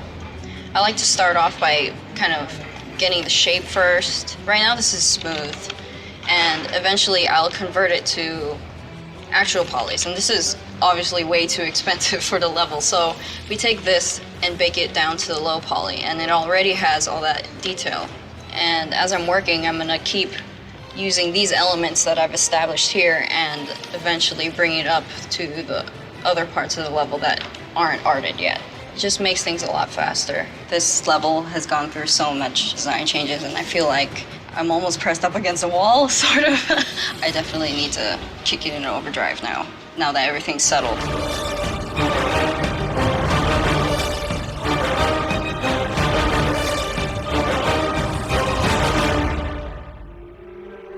This is the Labyrinth. The high concept for it is based off the Labyrinth from God of War 3, so we're trying to bring back some iconic locations from the previous game. How cool would it be to have the players kind of in and inside the labyrinth while it's being constructed? It's the starting cube where players actually jump out of. The other side, the Trojan side, will have the same setup so they can kind of get into theirs. Both of these cubes meet up together, and then they start kind of rotating around each other, so they change their positions 90 degrees. And then eventually a third cube, the green cube, comes in. The green one and the red one and the blue one kind of lock into place, and then you're moving between all three of them. Then that's when we also bring in the Scorpion. He'll actually kind of come up from the side of the cube and try and attack. That's the basic setup. So this is the intro. Each faction starts on their own side. The cubes lock into place. Then you can actually jump down and you're on the top tier of the cube. Here you can get the pickups, you can set some of the traps, and this is where the domination point is. While you're doing that, the two cubes actually meet up in the middle. Each level has its own trap, so this one, you got your flamethrower there, and you've got like a conveyor belt kind of mechanism that you can use to jump off at different levels of the map. The cubes start rotating, and now they'll meet in the center. So now these have connected, now there's opened up new areas. The hard part designing this level was trying to keep it as simple as possible, but still have the movement and the rotation without confusing players. So that's why you see it's mostly kind of looking at it on a side view. We found that was the easiest way for players to kind of know where they are and where they are in relation to everyone else. So you see in the background, that's the cage where Pandora was in the actual single player. You'll see cubes moving around in the background throughout the game, so things are slowly happening in the background while Kratos is basically assembling the labyrinth in God of War 3. Scorpion should appear as well. There he is. Basically, he's kind of harassing you and protecting that point and trying to swat players off it. The idea is that you'll eventually get favor for hitting his arms or, kind of damaging him and potentially killing him or throwing him off the edge or tearing off his arm and putting it into the grinder or something like that. So it's like the cubes are moving around, they're sliding in and out. You gotta be careful because they move and everybody will get thrown off of it. So like they're these huge titans.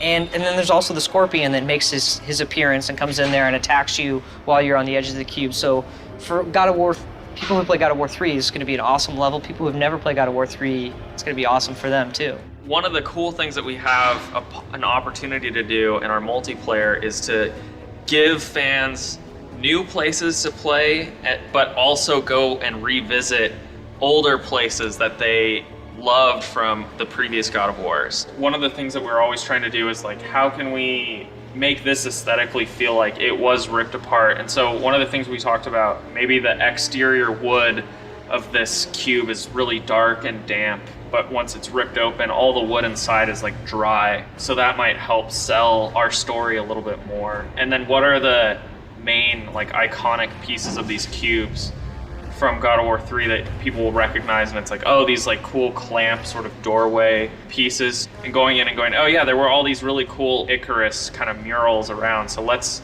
put some of those in. Even though we're not going to go over here, we're going to break some stuff up, we'll put some moving stuff there and really like let the player's imagination fill in the rest and imagine that, this is like this huge mechanical marvel that extends beyond where you can travel. Going more detailed and going to the top. The top is all wood and you have that large clamp, and then maybe the next layer of wood got ripped off, so then we can see more of that refined metal where maybe there's gears and vents inside of that. So we try and put love into everything that we can, and I think that's what makes our game great, and really separates it, is how much sort of detail as it funnels down.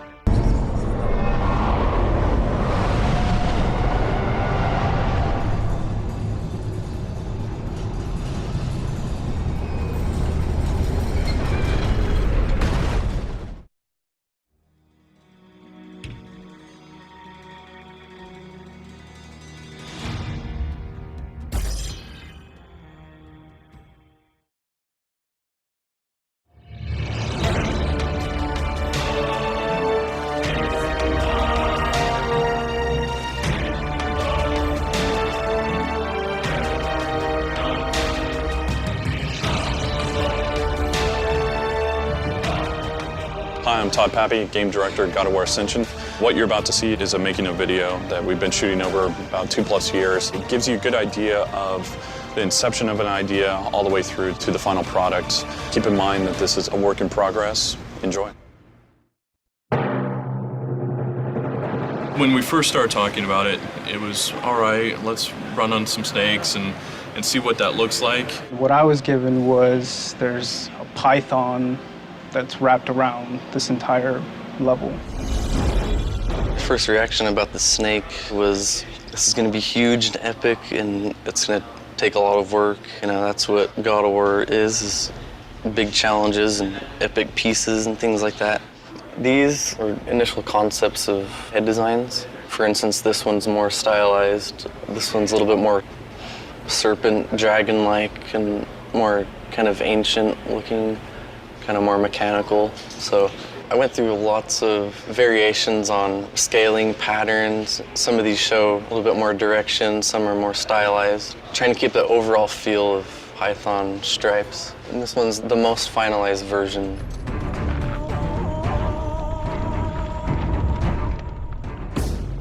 It's a mechanical snake. It's the key to getting inside of the temple. We aimed for about 5 pieces that we could string along together to make one complete python. This is our base piece right here. So this is kind of a U-shaped hallway. It's the same thing, but slanted.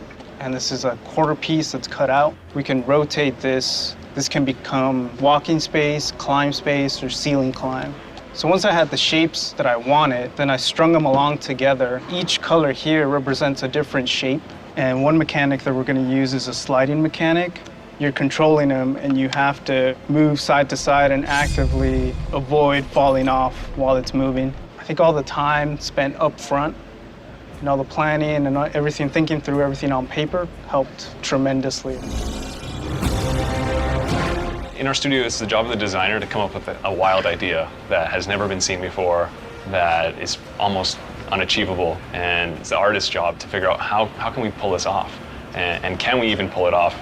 And where can we cut corners and do some tricks? This is the first snake that we have in production. We've been going through a lot of testing of how we can actually manage to build it. And what we ended up coming up with is kind of a color-coded system with different sections of the snake that we would duplicate. Once this is built out by the artist, the tech artist will go in and we create a snake map and it's color-coded. We take this red section, just duplicate it 5 times right there. We'll take the pink section, duplicate it 4 more times. And that's where our ref noting comes in, because we only pay the initial cost in memory for that first time, and then all those other sequential times are basically free. So looking at the exterior, this is our first snake. When you get to the top, you just see how big it is. If we go to a wireframe, we can see actually how much detail that is. It's pretty amazing. I mean, it's almost just like a solid block.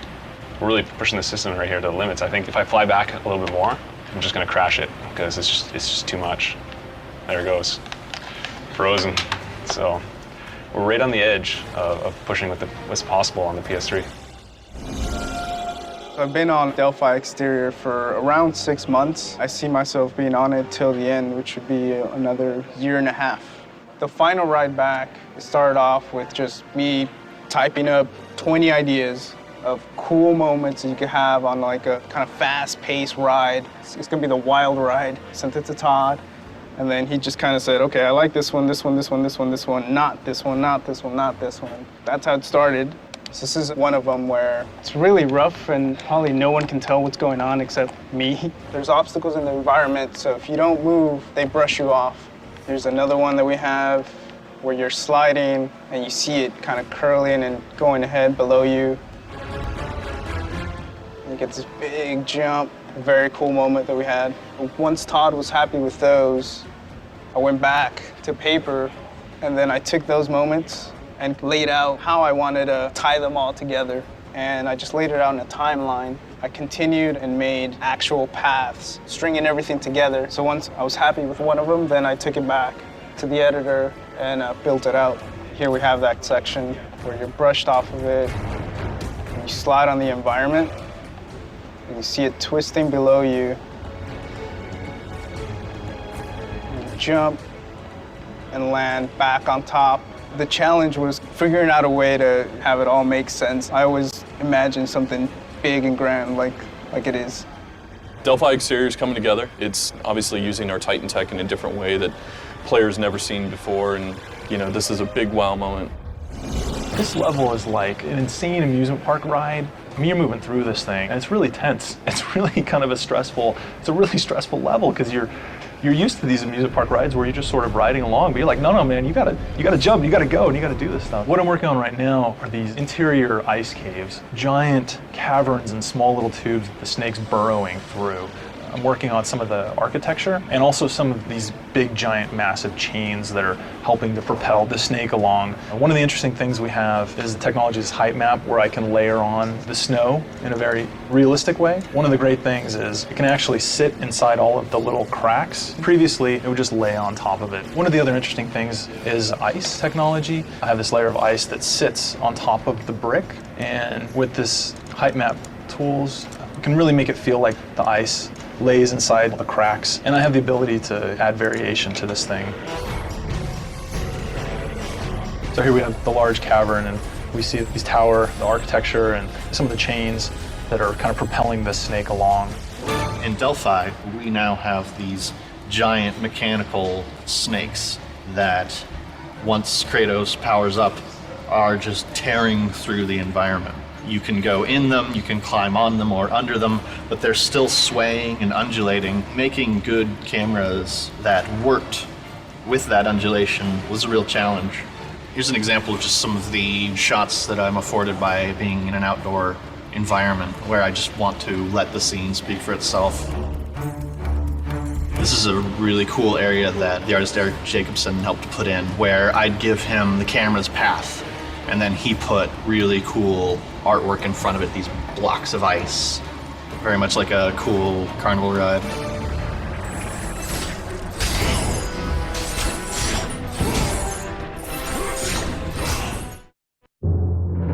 A lighting artist basically populates the world and brings it to life. I always consider myself kind of a painter, but I paint with light. I think it's incredibly important. It's kind of the unifying element. It brings the textures and the models, and it brings it all together and gives it atmosphere, a mood, and helps tell the story. So you can see all my lights in this file right now, and some of them have really small radiuses, but I can also see them in Maya. So here I have a firelight. If I turn on my radius, you can see the radius, how big it is here. So that's a visual representation. I can make it bigger, so then it'll affect more of the scene. I can make it huge, and it'll affect even more. I always play around a lot with the radius. So see how I bumped up that light now? I can really make it go extreme and really strong. And see, now it's affecting more of the scene. So this is the scene that went through first pass lighting. Here you can see the sunlight and the ambient affecting the scene. If I turn off the sun, the scene would look like this, and all you have is the ambient light. If I turn off the ambient light, it would look like this. And you can see like all the shadows turn completely black, and you don't have any information in there. When I do the lighting, I always like seeing the environment artist's reaction. They're like, oh wow, you made my level look awesome. I love that level. I mean, it took us a long time to get it to the point that it's at right now, but that's because it was new, uncharted grounds. We haven't done that stuff before. I love it, and I've had plenty of people come up to me and say Luis really knocked it out of the park with the art that I've been seeing. I think this will be a huge showcase for the project.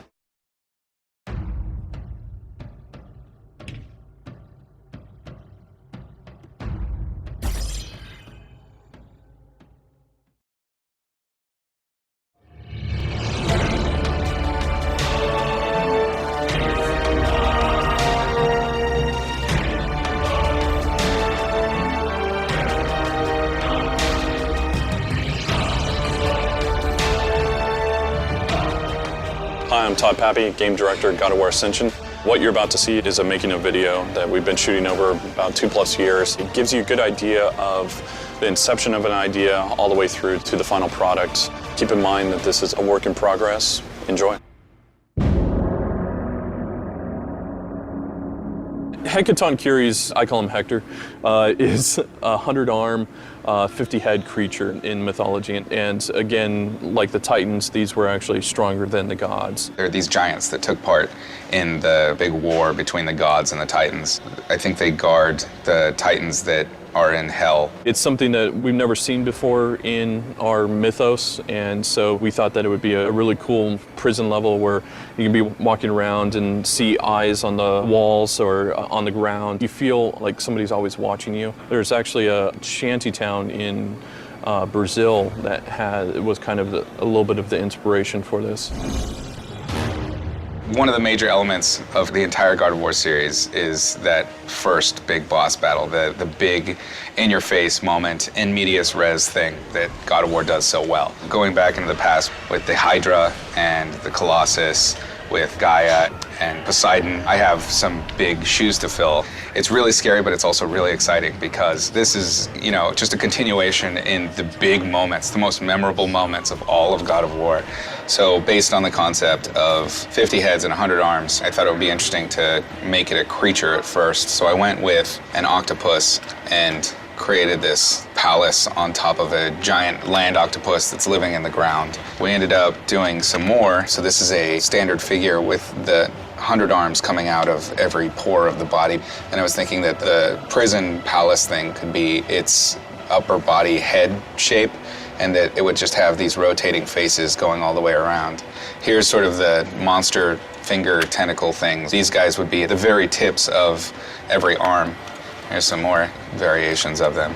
So I went back and forth from pretty human-looking elements to some really creature-based ones. Hecaton Curies is just a puppet. The Fury is the controller. So she's the primary villain that you need to be getting as Kratos. So this is the Hecaton Curies. The Hecaton Curies is the first prisoner of the Furies. And over the millennia, the Furies just built on top of it so that all of the other prisoners and subjects of the Furies now live in or are tortured on the surface of Hecaton Curies. So another aspect of the pitch was the introduction of where Kratos is. The player comes awake and they are in a world and they're not really sure what's going on. We didn't want to have the fact that he's basically tied to a giant be obvious. The initial sequence is Kratos is actually inside the roof of the mouth. This is like the molars and the teeth up here, and sort of the floor has been built into the bottom jaw. I did a bunch of passes of the head as if it were still alive. These are all heads pre-having the buildings installed, except for this one here. And this is the most recent one. I just did this one yesterday. I wanted to make sure that the Hecaton Curies was obviously a puppet. So I carved out its eyes so that people would live in there, and you know, whenever it's attacking or something like that, you would be able to hear screams from inside it. This thing is not doing this of its own volition. It's a zombie. So this is where I'm at as of this moment.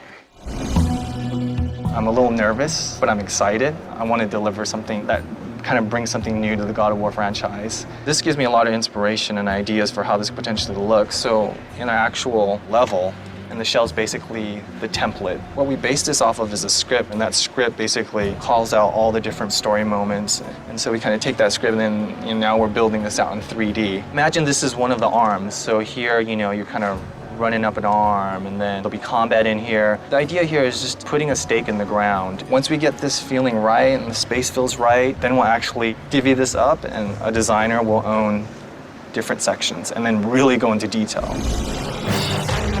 Hackathon has had some changes. It's had some birthing pains. One of the defining moments of feedback for us was when during the meeting it was stated that Monster didn't feel like a cover monster. You know, like if we were to illustrate him and have him fighting Kratos on a cover, that monster didn't look enough for a person to want to play the game. And once we figured that out, we completely changed direction. Originally, our concept was that Hackathon was the first breaker of oaths and thus the Fury's first victim or prisoner, and they just built a prison around him and on him and in him. I've been working on the creature hand for a while now. We needed a little bit more intelligence in the creature. We wanted to include something to hit. Then I started implementing things like human body parts or ways to break the arm up in unusual ways. Kept coming back to, we don't want it to feel like a hand, but make it feel a little bit like a hand. Here's the parasite wearing the hand as a jacket. It can get tough to keep the creative juices going, but ultimately that's the purpose for a concept artist, is to keep bringing something new to the table and find as many solutions that you possibly can for that one problem. At this point, Todd was really interested in looking at how we could integrate the parasite aspect. We were looking at things like rhino horn beetles as influences, and ultimately those things did stick. So this shape, from here on out, you'll be seeing a lot of. I liked this one a lot, the sort of flounder hand. I name all of these when I'm by myself, alone in the dark. This is Octonymous, Junior, Flounder Face, Squeeble, and Juicer. They're all part of the same family. It's a problem. So this ended up being the defining point where we were taking it into the final. Ultimately, this is what we're going with. This is the harpoon, which will retract into the body. This is the retracted version so that he can still grab Kratos. And then finally, the big reveal is the split of the two forearm bones with the hands on them. And then we'll have this center monster. Right now, this is the final look. He's way out there. Generally, the way I approach things is I start with realism and then kind of like just broach a little bit till things get creepier and creepier. This time I'm starting out in left field and kind of bringing it back. It's been a new experience for me, but it's exciting because I'm doing something that I totally wouldn't have conceived of myself doing before. Hackathon's a little behind right now, from my point of view. But then, on the other hand, that's where we got to balance the awesome with the schedule. So, God bless America, it better be good.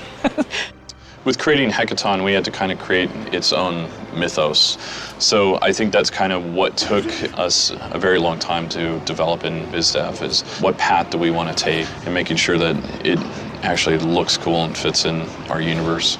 This is just the primary folder. We're not even getting into subset folders of drawings upon drawings, redrawings, redesigns, and initial passes at the Hecaton Curious monster. And each one of these folders is just like this. With the Hecaton Curious head, once we figured out that, we're going to break out the face, we're going to try and do a transformation like we did with the Hecka hand, things started to unfold properly.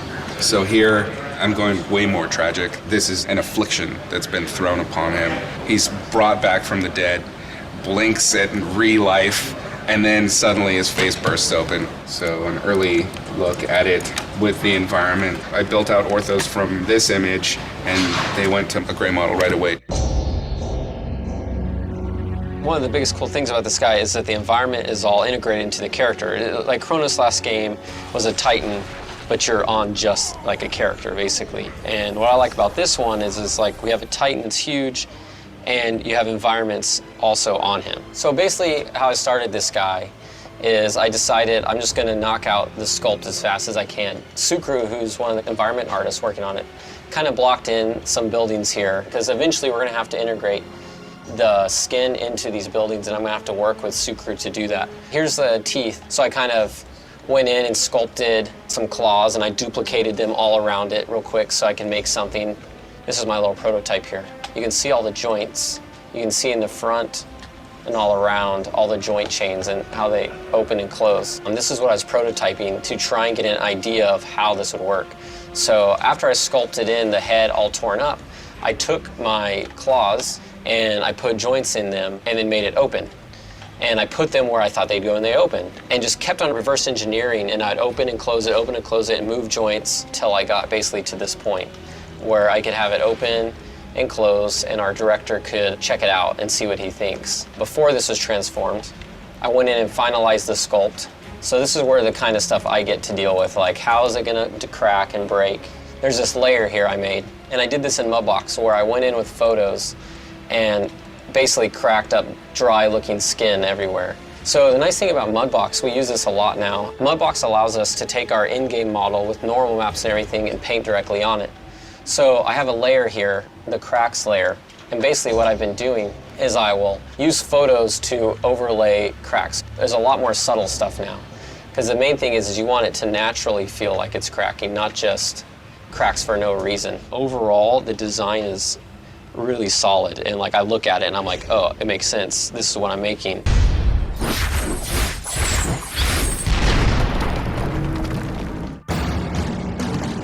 Since this is the first level of the game, we want to teach the player, the basics, right?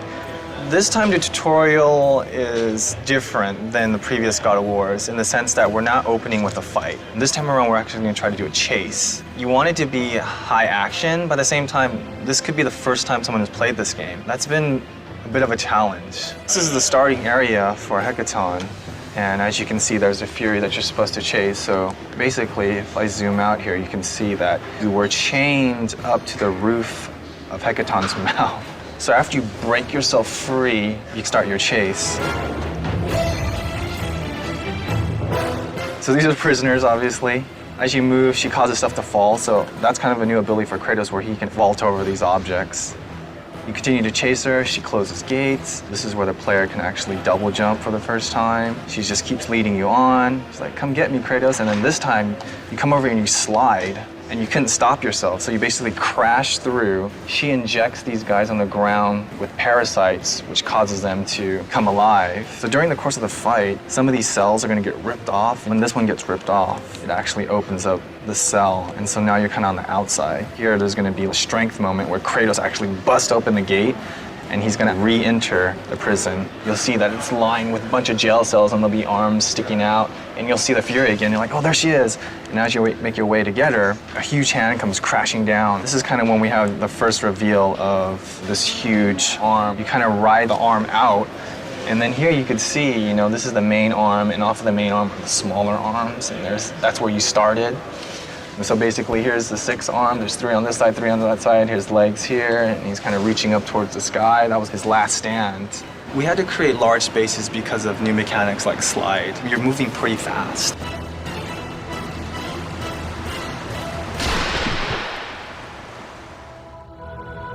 I think this game is definitely different than previous game because first of all, it's more epic. It's more bigger, and again, we try to use some of the architectures that we haven't done. So here what you see is kind of really very high vision concept coming up with the Hecaton architecture. This is another sketch, but a little bit different architecture style, trying to add some lot of triangular stuff, see how Todd and Chris are reacting to that.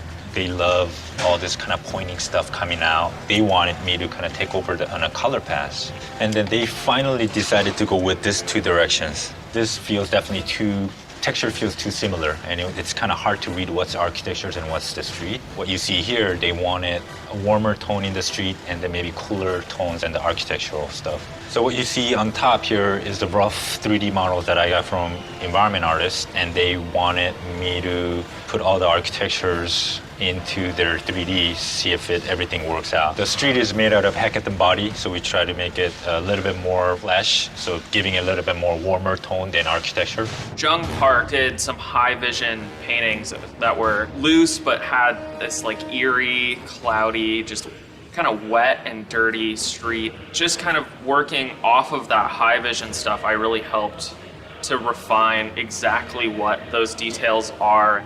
This is the first boss arena where you encounter this sort of arm creature that is growing on top of Hecaton. He moves his arm, and as it turns, I kind of was like, oh, maybe as he's sort of decayed over time, a lot of the stonework isn't quite held down, and so as he turns, a lot of it falls apart. And I thought that would be really cool to show just this decay, and you see these giant chunks falling off. After you defeat this beast, the arm turns back and you slide down this sort of road. So also going in and going, oh, there's all these pitfalls that you could go into, and here's like some prisons underneath there. His hand is actually like ripped off, so it's still stuck to a wall, and that's something that you get to encounter later. The hardest thing for Hekaton so far is just placing everything so it works with design and the composition of everything and just the sheer scale of everything. And this is the whole city, and he's huge. His figure goes all the way down. The player will start off inside his mouth, and you do a battle in here, and before you know it, you're on your way going through all these jail cells that are down here, making your way through the arm, and then this whole thing moves, and everything's rigged. Everything in the scene is going to be rigged onto this character. Again, this is way bigger than the previous things that we've done before, more complicated. Now I'm working on this. This is called Hekaton 100, and I got some textures that are blocked out. All the stuff is suspended by big chains. You'll see arms sticking out of windows, and you'll see bodies inside these cages and everything. And that's Hekaton so far.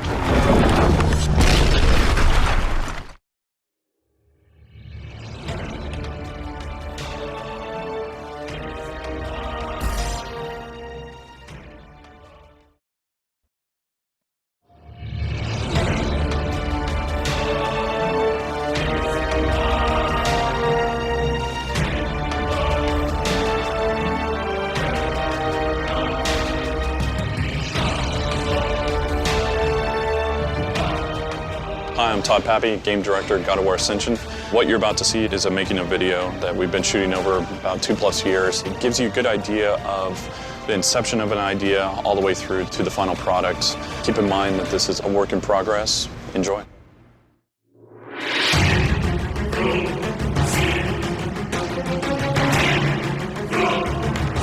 Today was our really roughing out the beats for Hekaton, which is our opening boss level. I needed a reason to make Hekaton come alive other than Hekaton was already alive right off the bat. Because I thought that it was far more interesting that Hekaton was like, had the city that was built on top of it, and there you didn't know that. Hekaton is the beginning of the game. Kratos starts in Hekaton. It's essentially a prison. The player doesn't know why Kratos is here just yet. And where it is in the story is the very, very, very beginning. It's like pre-God of War 1. So Kratos has already killed his family, and he's dealing with the torments of that. He's kind of locked up in this prison, and the Furies are torturing him about what he's done in his past. Like, the Furies are the ones that want to keep Kratos there, and they want to continue to mess with him and torture him.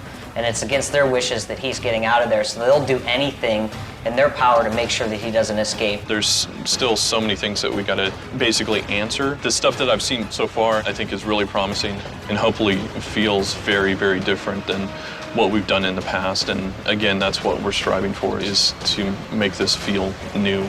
We got probably roughly the first 5 to 10 minutes flushed out. There's still a lot of questions on the table.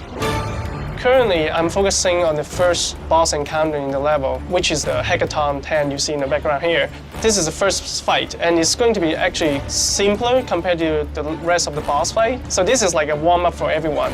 Try to put all the pieces together. Every single God of War game has like amazing opening. It's always like set the benchmark pretty much for the game. Everyone involved here, we all feel a lot of pressure to deliver. We're still in the early stage, we will see how everything pan out, Everyone will try their best, try to make sure that we will meet that quality bar. From our standpoint, it still doesn't feel like a Titan. We need to make sure that we're selling the movements and the scale of it, and that's some of the things that we're trying to fix in art and animation and cameras right now. These are the basic poses. There weren't really a lot to do because he's so wide and thick. But this one, I'm trying to show a little bit more of the arm so that it feels like a whole hand. Even if he just does a super or something like that, he pulls out and then goes back in to sell that. I mean, I like the ones where he puts his hand down. I like this type of pose more, like when he angle, like he put one of his arms forward. I think it look more dynamic. Because there's so many moving pieces in the opening level, constant communication between art design and programming is required, because we have a level where you would tilt any directions, and we have a wall crumbling, and the boss character just destroy this piece of the structure at the same time. It's going to be that feel like you'd want it to almost... You have this gigantic arm, and then it comes and it's moving around, and then it props up to an arena. And if it just does this, then it's not gonna. To me, it's like I really want to see constantly this, you know. Yeah. So what you see here is actually the very first shot of the game. We want to put a twist on this opening. For any fans of God of War, they probably will be surprised by this opening because Kratos is looking in the puddle, and then we change from a seemingly third-person perspective into first-person perspective. He get caught by the Fury, and he just wake up and he look at his situation. By the way, this is not a real Fury. This is just a stand-in. Kratos finally breaks free and got his hand on the Fury, but the game just started for the Fury, so he's having fun. This is the chase where Kratos is going after the Fury. Immediately, we highlight all the new mechanic in the game. Environment is being destroyed. That's the beginning. That's the very beginning. Typically, with animation, we're used to animating bipeds and quadrupeds, you know, things that you're more used to seeing in our real world, whereas Hecaton is bizarrely different. He's an actual hand. He's got no legs, so he moves a lot different. This is a rough pass of Hecaton transforming. When you first encounter him, he has this closed hand pose, and he goes from that to where he rips the outer layer of his skin from the fingers down, and these fingers become two huge hands that attack you. The rig made it complicated to really make it convincing that these things were ripping. So I have to go through another pass to make it seem like it's really painful for him.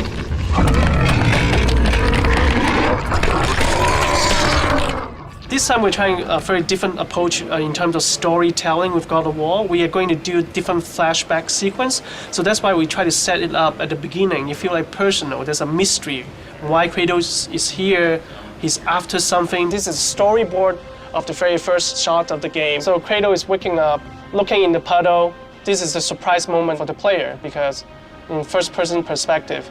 And then Kratos waking up in this prison-like structure with his hand chained, and physical fury appear. We just try to get a sense of what elements is involved in each scene. This is more like a guideline, how we're going to approach this sequence. So Kratos is like struggle to get out, and Megara comes in. This is a new type of minigame we're trying. Hopefully it'll be more intuitive to the player. This is a semi-arced level. This is actually on Hecaton's giant arm. So Kratos crashed through this wall and find another prisoner, and Hecaton appear in the background and kill him. Right now the hand is poking through the ceiling because we don't have destruction yet. So we're going to put in those pieces later. When you stun Hecaton, he will crash into the arena, and at that point you can actually pull down this building and drop it on Hecaton and crush him. You're basically closing a section of the arena. As the fights progress, the arena is actually getting smaller and smaller, so it's more intense. So this is the beginning of like figuring out exactly how we want to implement the destruction of the level with the artists. There's a lot of things the camera has to communicate, you know, gameplay first. If you stop and leave Kratos in some place at some time, you need to be able to find out where is he going next. You need to be able to pull back to show the player enough when he's fighting, what he knows is safe, what areas aren't safe. Kind of added on top of that, then we're able to kind of show a little more of the environment, to communicate kind of the story, the setting that you're in, and kind of immerse them a bit more in what's going on. Here we have the arted Hecaton level, and these green areas are the camera zones where Kratos is located, and then each one of these brighter green spots are the actual cameras that are activated. So we've set up zones based on where the location is, so you can kind of see as Kratos runs by, the camera will switch to follow the Hecaton monster. So here he's doing a special move, so we activate another camera. So here now he's boxing us in, the camera's pulled back a little further. Now he's attacking, so we pull back even further to that to keep his claws in view. This way the player knows, and they don't lose sight of what matters. So there are, I think, 3 different sets just in this location, and those sets have 2 cameras each.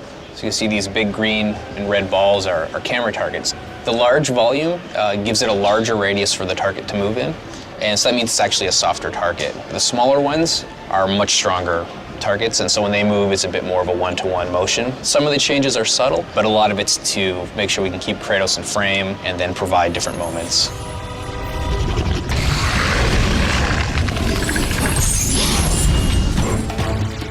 When you kick through this door, we're going to have a cinematic to show this hand transform into the monster. But we don't have that right now. But we have the boss fight. You are going to fight the Hackathon head. What he is going to do is to pick up these platforms in his mouth. And then you're going to battle enemies AI on this platform, while Hacker Head is chomping away on the platform like a piece of pizza. Eventually, the head will break this piece off and swallow it. So the arena will get smaller and smaller. The player will be able to cause him to drop the platform. And now the platform is vertical. Once you're there, you're going to break this one too, which causes him to toss it away. And then we have another Hacker Hand come out. So now you're fighting both of them. So the idea is you will turn Hacker Hand into a giant rival and use him to attack the face. So that's what we're working on.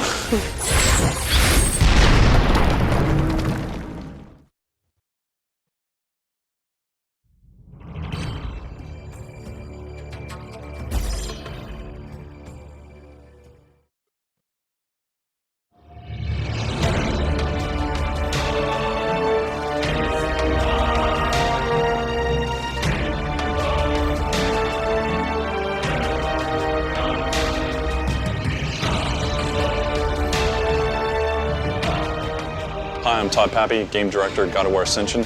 What you're about to see is a making of video that we've been shooting over about 2+ years. It gives you a good idea of the inception of an idea all the way through to the final product. Keep in mind that this is a work in progress. Enjoy.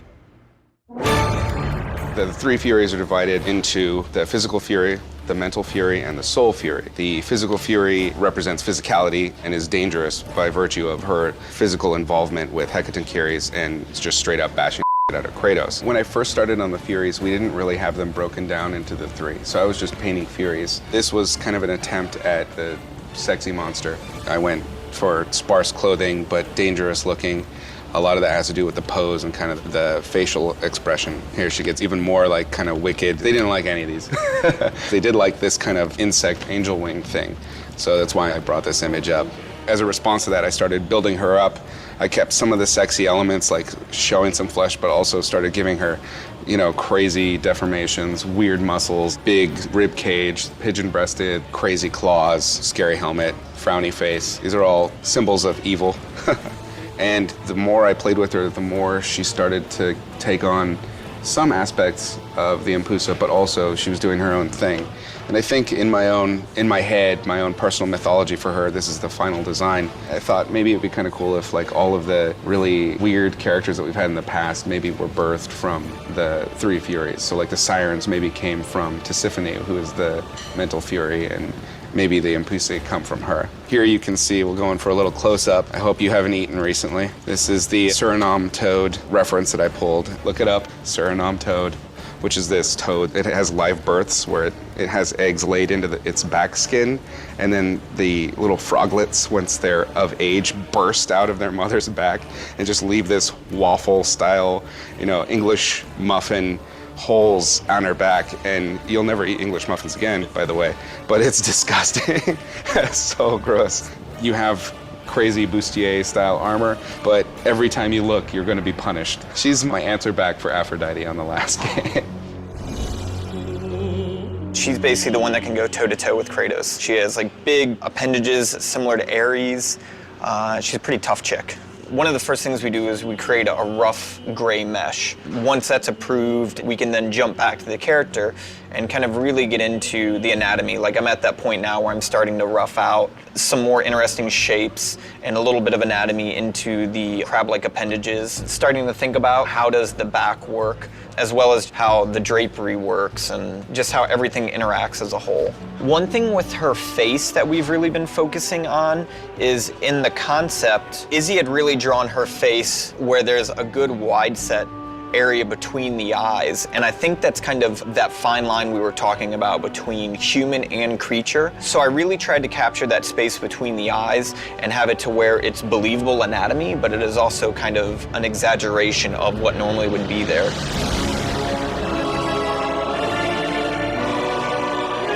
Peter will have his first face-to-face moment with Megara at the beginning. There will be a torture mini-game that you have to win to break out from the prison.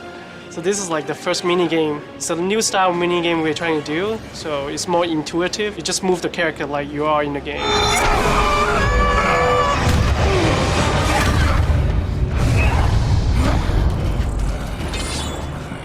The biggest challenge has just been interpreting the design. With any character, there's going to be things that look great in concept, but then when we get them into 3D, how do they read in 3D? What does it look like? So that's one thing we're dealing with now. We just kind of have to roll with the punches and get it to the level it needs to be. Her face originally was extremely battle-scarred. It was almost too creature-like, and we wanted to kind of bring back a little more feminine quality. I just took the sculpt and I brought it into Photoshop and I just painted some different ideas. And we ended up going for something a little bit more subtle, and this is what we ended up narrowing it down to. So you can see that she's been into battle. Her eye is scarred, but it's not like a zombie eye. Her lip still has a scar on it, but it's not exposing any teeth. It's not a disability. We still get the story and the sense of history in her. In the actual final model, this is what you see. And then it goes down into the neck, and then we even carried some of those scars, you know, down into the legs. These are where the parasites live. You know, I tried to sculpt some that were like semi-closed, like a parasite was still living in them, and then some of them that were open. It'll take something that, you know, normally most men find very attractive and really kind of push the gross factor to it and really show that that's another area of attack. This is the final high-res asset. I tried to use brushes that would give a nice organic feeling, but then when you came to kind of crab, spider-like appendages, you know, I wanted to have that material difference. This area, I wanted to feel a little bit more hardened, but then in between we have kind of that soft little bit. This is the character, what she'll look like in-game. I like building monsters and brutes and stuff like that. So when I heard I had to do a female model, I was kind of bummed out in one sense, but then when I saw the concept, I was like, oh, it's this weird creature, super strong chick. It was a little bit more interesting to me, and this character definitely fit that bill, so that was nice. Not to worry. I am quite skilled at teaching respect.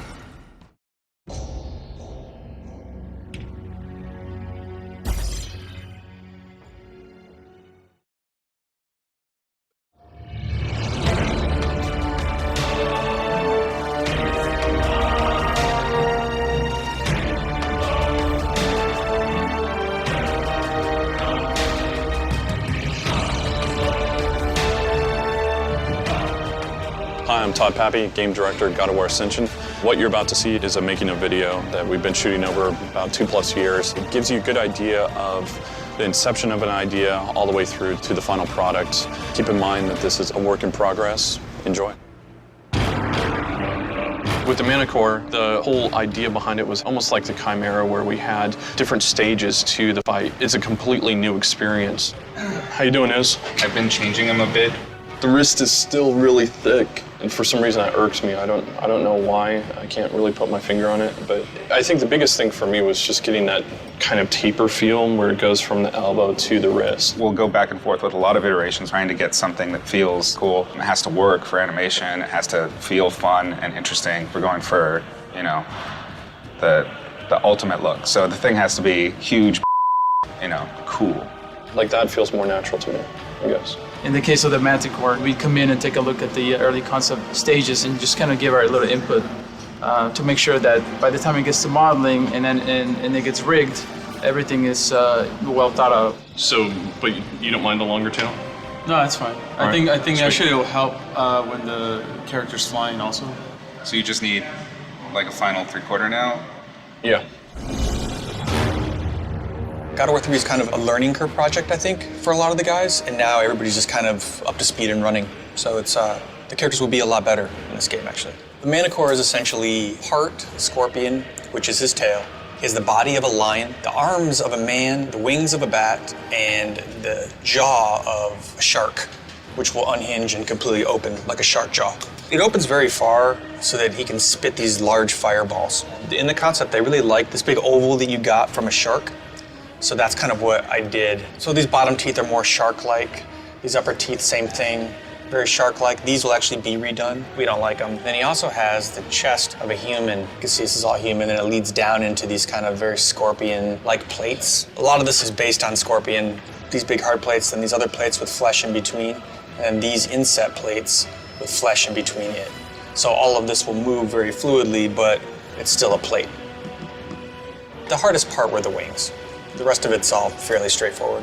The wings essentially fold up and he walks on these two knuckles. We went back and forth quite a bit on the wings. Wings are very difficult. We actually went to Sony ImageWorks last game, trying to ask them how they did wings, if there's any ideas they had. And they just create two versions, a folded version and an open version. It's very hard to do. The big discrepancy was in how this works. Is they transition off fingers? Are they a hinge? We needed them to be able to fold up so the character could swipe. And this is what we came up with. There were always spikes here, but there was also a mane. There wasn't hair on him anywhere else. And it really didn't make any sense to me that he would have a mane of hair and no hair anywhere else. So I kind of pitched Todd on the idea of just spikes. He tentatively agreed. He hasn't cut it so far, so far so good. All of the textures for this character were painted in ZBrush.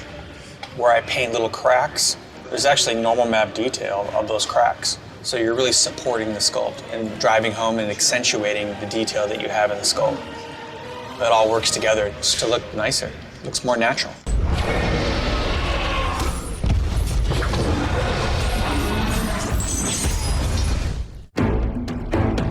Metacore's arms are human arms, but they're also a bat wings. So I was working with an animator who had an idea of how he wants this thing to work. And my job was to actually make rig work in the way he wanted it to work. And the solution was I want to have one control that basically makes it look good. So this is a prototype of the wing rig. So here's the main control, and it sort of allows you to move the whole character around. This would be sort of half the body of the Metacore here, and the wing starts with this human-like arm.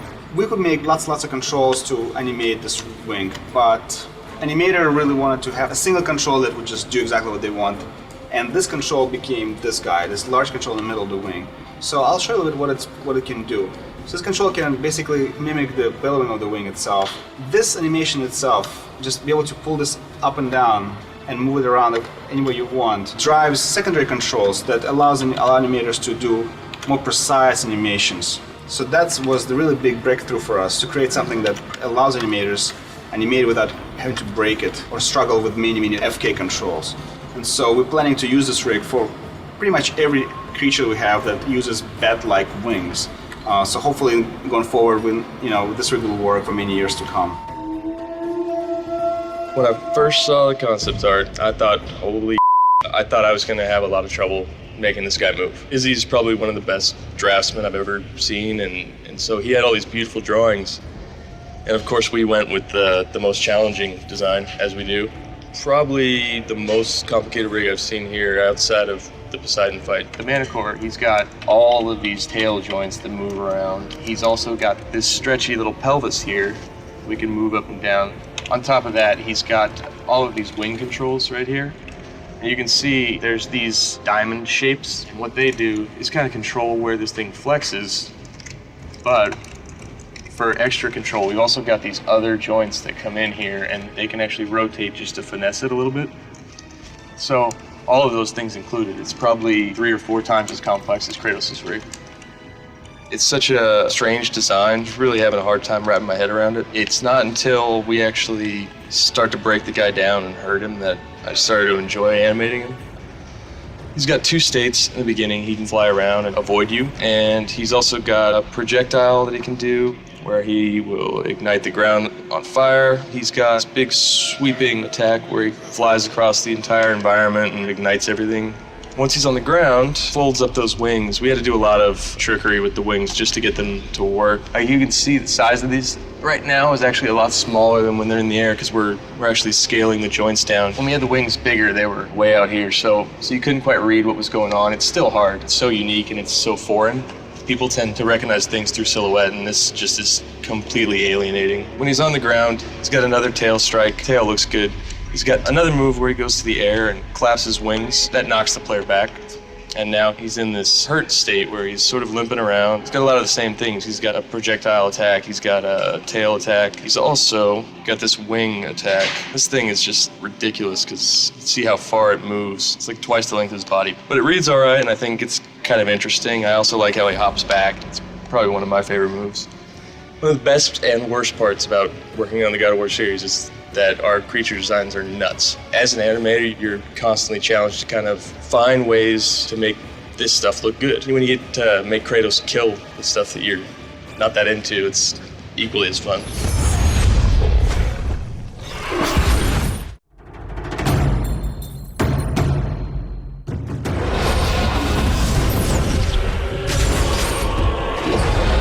With the mini boss, we really want to make it really formidable for the player when he plays through it. So we do this in a number of ways. We stage out the character, and we want to sell that sense of progression. So the Manticore is the same way, where he has two different stages that you have to get through. The first is that he can be both in the air as well as in the ground. He has a second stage where you actually rip off his wing, and now he's injured. Now he's more desperate, and that's what leads to the climax of the fight. In addition, with our mini bosses, one of the tricks that we use is to kind of tease a character over a period of time. So with the Manticore, you see him throughout a number of stages in Delphi, where he'll make appearances. And then when you actually get to the fight, it's just that much bigger because you've seen this guy, he's been bothering you the whole time. And now you've actually put a personality to the character. He's a huge creature, he's flying. We haven't had a character this large before in the air. And also that he'll transfer to the ground, just like he did there. In comparison to Kratos, he's a really large character, so he takes up a lot of the space in the arena. And when he does hit Kratos, you can see that Kratos really moves back far, so that, he displaces Kratos, basically. One new thing that Manticore has is that we're doing away with prompts that are on the screen for the CS moves. So this makes it more cinematic. There's no buttons that appear on the screen that cover up any of the action that's going on. This is one of those buttonless mini games. So you can see the giant tells that he does on the attacks. That's very clear for the player to read so that they can evade out of the way and then retaliate with their blades. So there's no buttons on the screen, nothing that tells the player what they're doing. What we've seen when we playtest this is the players, naturally see these things and are paying attention to what the character is doing and then responding. Now, this is one of our other buttonless mini games. We came up with the concept that his weakest side was his belly and his neck. Basically, to kill this character, Kratos had to somehow get in there. He's basically chained up by Kratos' chain here. He's struggling to get out. At this point, the only weapon that he really has at his disposal is his tail. So he attacks with his tail, Kratos dodges, and he comes back and kicks Manticore in the face to sort of show who the boss is here. He's dominating at this point, so we really wanted to show that Manticore can't really do anything to Kratos while he is on top of his belly. And the player can evade out of the way of the tail. There's giant tells on the tail that strike, so the player knows when to evade out of the way and then counterattack with his blades.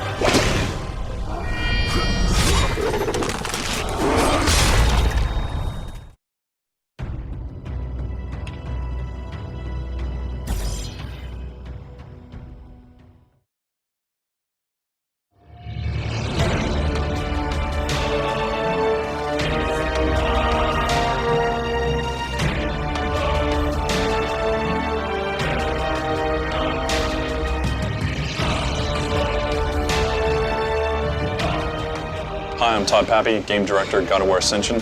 What you're about to see is a making of video that we've been shooting over about 2+ years. It gives you a good idea of the inception of an idea all the way through to the final product. Keep in mind that this is a work in progress. Enjoy. Traditionally, Minotaur is half man, half bull, and that's what we've gone with in the past. This time around, we're messing with the Minotaur a little bit. The sky is open in terms of what we can do with him. My task for this Minotaur is to bring something different to the table, to the point where we're even talking about taking it outside of being a bull. So it's going to be some kind of new hybrid amalgamation. We're trying to find all the aggressive mammals that we can and trying to bring them together with a human and see what we get. With the Minotaur, it might not even be a Minotaur. The basic structure is that it's got to have the reverse need. It's got to be a somewhat imposing creature that's going to be somewhat of a difficult fight and more of a bully where he always tries to back you into a corner. Whether we go with rhino skin or something like that to add that extra layer and make it feel different. One of the things that we wanted to do this time around was suggest that the creatures had a little bit more intelligence, and we figured the best way to do that would be by including some clothing, some accessories that weren't just armor. So there's going to be a lot more robes and things like that this time around. This is your sort of standard Minotaur approach, the bull head with the horns and all that sort of thing. Here, I'm kind of taking it elsewhere. So this is a bear tar thing. Here's kind of a robot guy. When Todd and Chris saw this particular creature, there was mostly laughter. Absurdity is an interesting aspect to character design, particularly for this game, because as much as people think that everything that we're doing is totally there is a level of absurdity to every character that we make. That's kind of what makes them and memorable, is that they're kind of a little bit silly, but with fangs. They liked the idea of the bear, and they wanted to see other animals explored with that. So here, there's kind of a crocodile, sort of a rhino mixed with a bullfrog or something. Here's a rhino. They liked this guy, but they decided that he looked a little too Disney. Here's some boars, standard sort of boar with a big head approach. Here's a little bit more of a realistic look on the head. And this one appears to be the favorite right now, is this big elephant creature. I mean, these are early sketches, but I'm doing my best to follow the proportions of the Minotaur from God of War 3 so that they would fit the rig and the animations would fit. We looked at rhinos, we looked at all sorts of different kind of characters, but the elephant really stuck. We felt that it would be a great replacement for the Minotaur. After they decided that they wanted to go with the elephant, I started showing them some elephant variations, and this is when we were bringing back in the necessity for the rig that it was originally designed for. There was a lot of back and forth with this, trying to find the right proportions so that it would fit. Ultimately, this guy got scrapped altogether. The only thing I kept from him was his belt. Ultimately, this is the final Elephantar for the game, keeping the old Minotaur rig legs, but working with the new elephant upper body. Once that stuck, it was, all right, well, let's get him in game and start getting this grayscale and see how he fits on the Minotaur rig. So we got him in game, and then we decided, you know, he's just not big enough. We got to scale him up now. You know, he's an elephant. Like, he should look really big on screen. So we scaled him up like 20%, and I think he looks much better. And really with this guy, I'm just really trying to get kind of the energy across that he has. You know, he's got a lot of attitude, and it's a really interesting looking character, you know? It's just like this crazy, like rocky elephant dude. So you can see I'm just kind of laying in all the big shapes so I can get a better idea of how much detail I need to put in areas around his body and where I want to draw the eye. Let's say I went in and I just sculpted the body, did all the detailing, like all this armor, like all the armor plating and the skin texture and everything. If I don't go in there at some point and really start getting in the rest of his outfit, I could end up, you know, over detailing and overworking a bunch of areas that no one's ever gonna see, and also kind of messing up the rhythms of his forms. Just really trying to lay in and capture his attitude and his character. If I zoom in really far, you see like this is just a mess right now. It's all pixelated and everything. But what's gonna happen is I'm gonna just keep subdividing up and going in there and just refining the detail and just like carving these shapes away. I just think of like this screaming, charging elephant, you know? He's just pissed off and he's gonna kick your ass. And that's kind of, you know, that's just kind of what I go with. Just a really, you know, like try and go with aggressive shapes and just, you know, make sure that comes across. Elephantor came with a lot of challenges compared to previous character Minotaur. It has a lot of elements in it, like long tusks and the trunk. So when I animate, I just don't bother the trunk and do whatever I need to do, and then the trunk comes later. I like the grinder attack. He just has this loop of going all crazy. It's like he won't stop at anything, just go for it. Used to be shorter length, but then it got longer. It's 80 frame. Used to be like 50 frame of attack, but it needed time to get it looks really heavy. You have to see how heavy the club is. It's pretty much all about the timing. We wanted a really tough creature, like an unstoppable juggernaut of sorts. In the previous God of Wars, the Minotaur kind of served that role. In this one, we'd step it up because, you know, this is the new God of War. For his character itself, we wanted someone that wasn't entirely savage, entirely out of control. We wanted someone that obviously had a lot of weight, had a lot of power, but was still borderline in control versus pure aggression. This is our test level that we experiment all our creatures in. He's swinging the giant club around. It's reminiscent of his tusks. It shows like he's from a long line of other stronger elephants. He's gonna try to grab me, and then this is one of our instances where you're in an interactive sequence, but you're not having button prompts on the screen, and then here's the kill. So you've got him pinned down, and like he's totally trying to grab you, so you hit all your buttons, try to take him out as quick as you can, and then this is the satisfying moment when you stab. Just tear it open and it just pops right out. God of War is a really gruesome, brutal game, so We always try to push the limits. In order to get the head splitting open, our tech artists actually made a seam right here. It splits open, and to actually animate a separate object that we replaced the top of the skull with the zipper tech.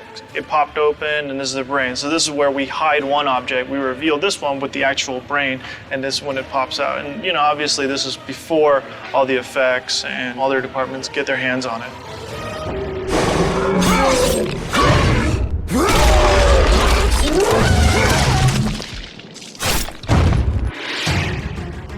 Bruno came to me about this kill. He just told me make it as as brutal as possible. So, yeah, I was like, oh wow, this is gonna be cool. This is the beginning part of finishing off the elephant. Kratos yanks him to a position where he wants to slice his head open.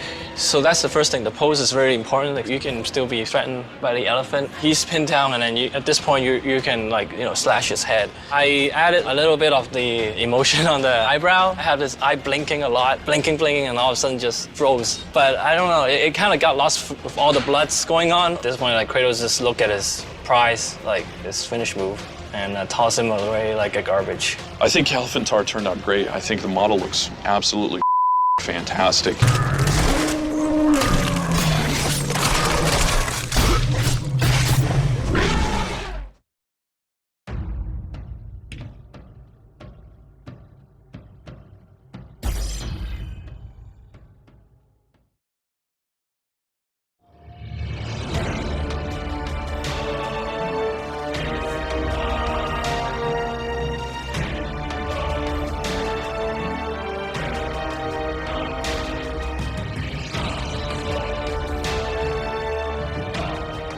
Hi, I'm Todd Pappy, Game Director at God of War Ascension.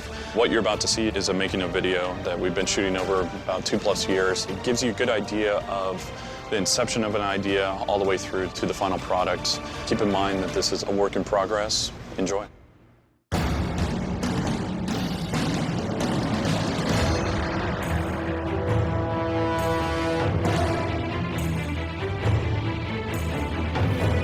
Today we're at House of Moves in Culver City doing what we've dubbed VOMO cap, VO and motion capture at the same time. This is the first time we've done the VO mocap. In the past, we've done just mocap and voice recording completely separate. I love mocap. Love me some mocap. Because the outfits are just hot. The actors being together and acting out the scene, having that relationship with each other adds a lot to the scene. It's more about being able to live whatever in that moment is through movement and voice. You know, this is a job where we get to come to work and play every day. The things that a friend of mine said, the things that used to put him in detention. Welcome, everybody. Welcome back. You walk into this room, quiet room, it's nighttime, and there's a little girl sleeping. We're actually going to be doing an emotional scene with Kratos. This is one of the rarest cases, so it's going to be awesome. I have missed you, child. And one thing I didn't mention before you say the line and you're looking at her, only time we've ever seen you smile. Smile at your daughter. In this one, we're trying to show off a little bit more of his humanity and seeing him smile, seeing him kiss his kid, seeing him hug his wife. After this, he really starts turning into supreme. I would actually just go all that you lost can be yours once again. He's a little bit different guy in this one, I think, which I'm happy about. It's kind of the last moment of him having any kind of humanity in him. She has grown. Been away far too long. It's hard because we haven't really seen this side of Kratos, so we want to be careful not to lose his character. I think in that sense, this scene might possibly be the hardest one. In the game, Kratos ends up in this prison of Hecaton, and the Furies, who have been kind of infecting his mind and causing these insanity moments, are trying a little bit different tactic and trying to give him what he wants. So he's in this blissful illusion where he meets his wife and kid. He's back to olive skinned Kratos and goes and sees his kid. His kid's sleeping, goes in, gives her a kiss, sees the wife, has somewhat of an intimate encounter with her. There's something that Alecto does that pulls him out of that. Something doesn't feel right. And then he finally figures out that it's not real, and he's more interested in knowing what the truth is.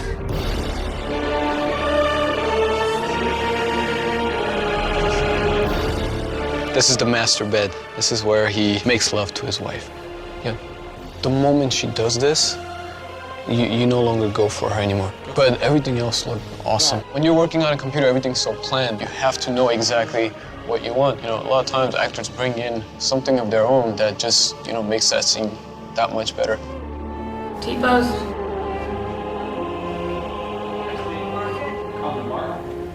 Faces. And action. One of the best parts is being able to work with other actors. It's like theater. And we could play an imaginary world because nothing's really there.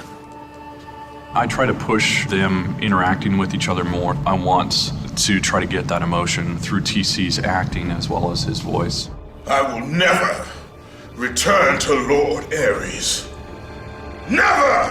TC, I love that hold. Yeah, with the hand. Very good. The hard part is over, Spartan.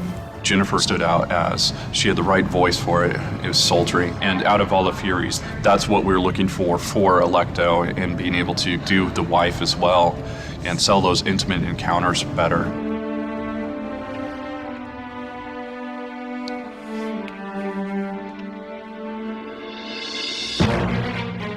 I'm crazy, first of all, and so it's not really acting, it's just I can picture all of these things happening around, and I can picture myself looking this way. So that's my only advantage, I think, is that I'm certifiably insane. Scene 7, take 1. Roll sound. Sound speed. T-pose. Roll video. Roll mocap. Mocap speed. Mark it. Mark. Places. Action. This is not the manner to discuss it. When we started looking for Orcos, we did multiple sessions and found Troy. For me, he had the proper delivery and also regalness to his voice. Troy fit the bill. The Furies are near. They cannot know I speak with you. I will draw them away. The truth waits for you in Delphi, Kratos. Seek the Oracle.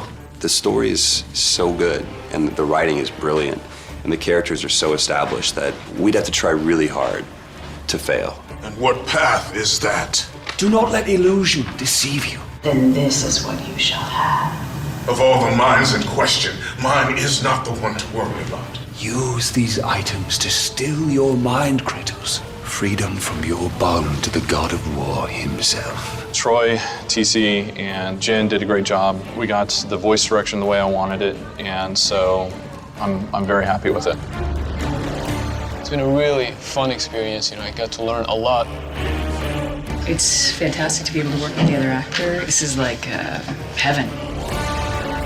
It's cool. I mean, I really would like to do more of this. I'm excited to get it back to the studio and see it all come together.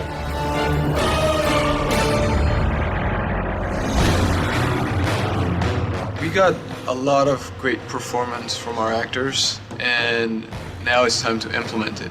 When we receive the raw motion capture data, oftentimes the characters aren't quite aligned properly, like say one person has to shake another person's hand, the hands might be a little bit off. There's no face, they just have deadpan puppet face, and we have to add in all the eye blinks and darts, all the mouth talking and emotion and eyebrows and everything. We do get pretty good fidelity with just the basic body, but every once in a while maybe the actor didn't give us quite the performance we wanted, maybe Kratos didn't look manly enough, maybe the wife didn't look wifey enough, so we go in and finesse the acting as well. So this is the video reference that we get back from the motion capture suit. That's Kratos' actor and the wife. I'll use this to get a sense of, well, where was her hand on his shoulder?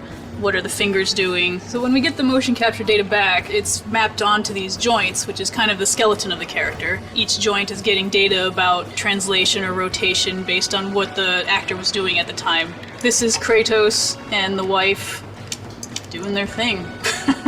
On top of the rig, we have the characters that get mapped onto these joints. From there, we have these controls that we can put on. These controls are what I can actually use and manipulate the animation like this. Move him around, adjust his arms or whatever. So I will often take this data, copy it into my scene with the environment, and then start adjusting his hands or his torso to make it look a little better.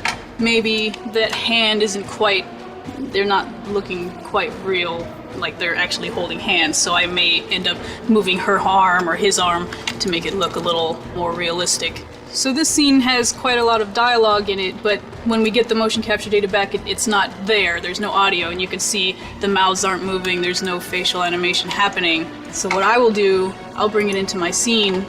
So within my scene, all that you have lost, I've got the audio running. Once again. It is not real. We have these sliders where you can control his eyes, his eyebrows, or his mouth, and make these phonemes, which are basically the mouth shapes for when he's talking. So if I move this slider up and down, you can see his mouth is opening. And this is all done by hand. It's not part of the motion capture data. It is not real. Here we have video reference just on TC's face that we can study. I can really see the details of every blink and every mouth shape. It's very difficult to get subtle nuances when you're animating by hand without doing a lot of effort and work. For these emotional scenes, we wanted to get that subtlety, and in a game production, it's just we don't have time to spend getting all those nuances by hand. So the motion capture really helps save us some time. Your mind is troubled, but your skills are still without equal. Do you have business with me?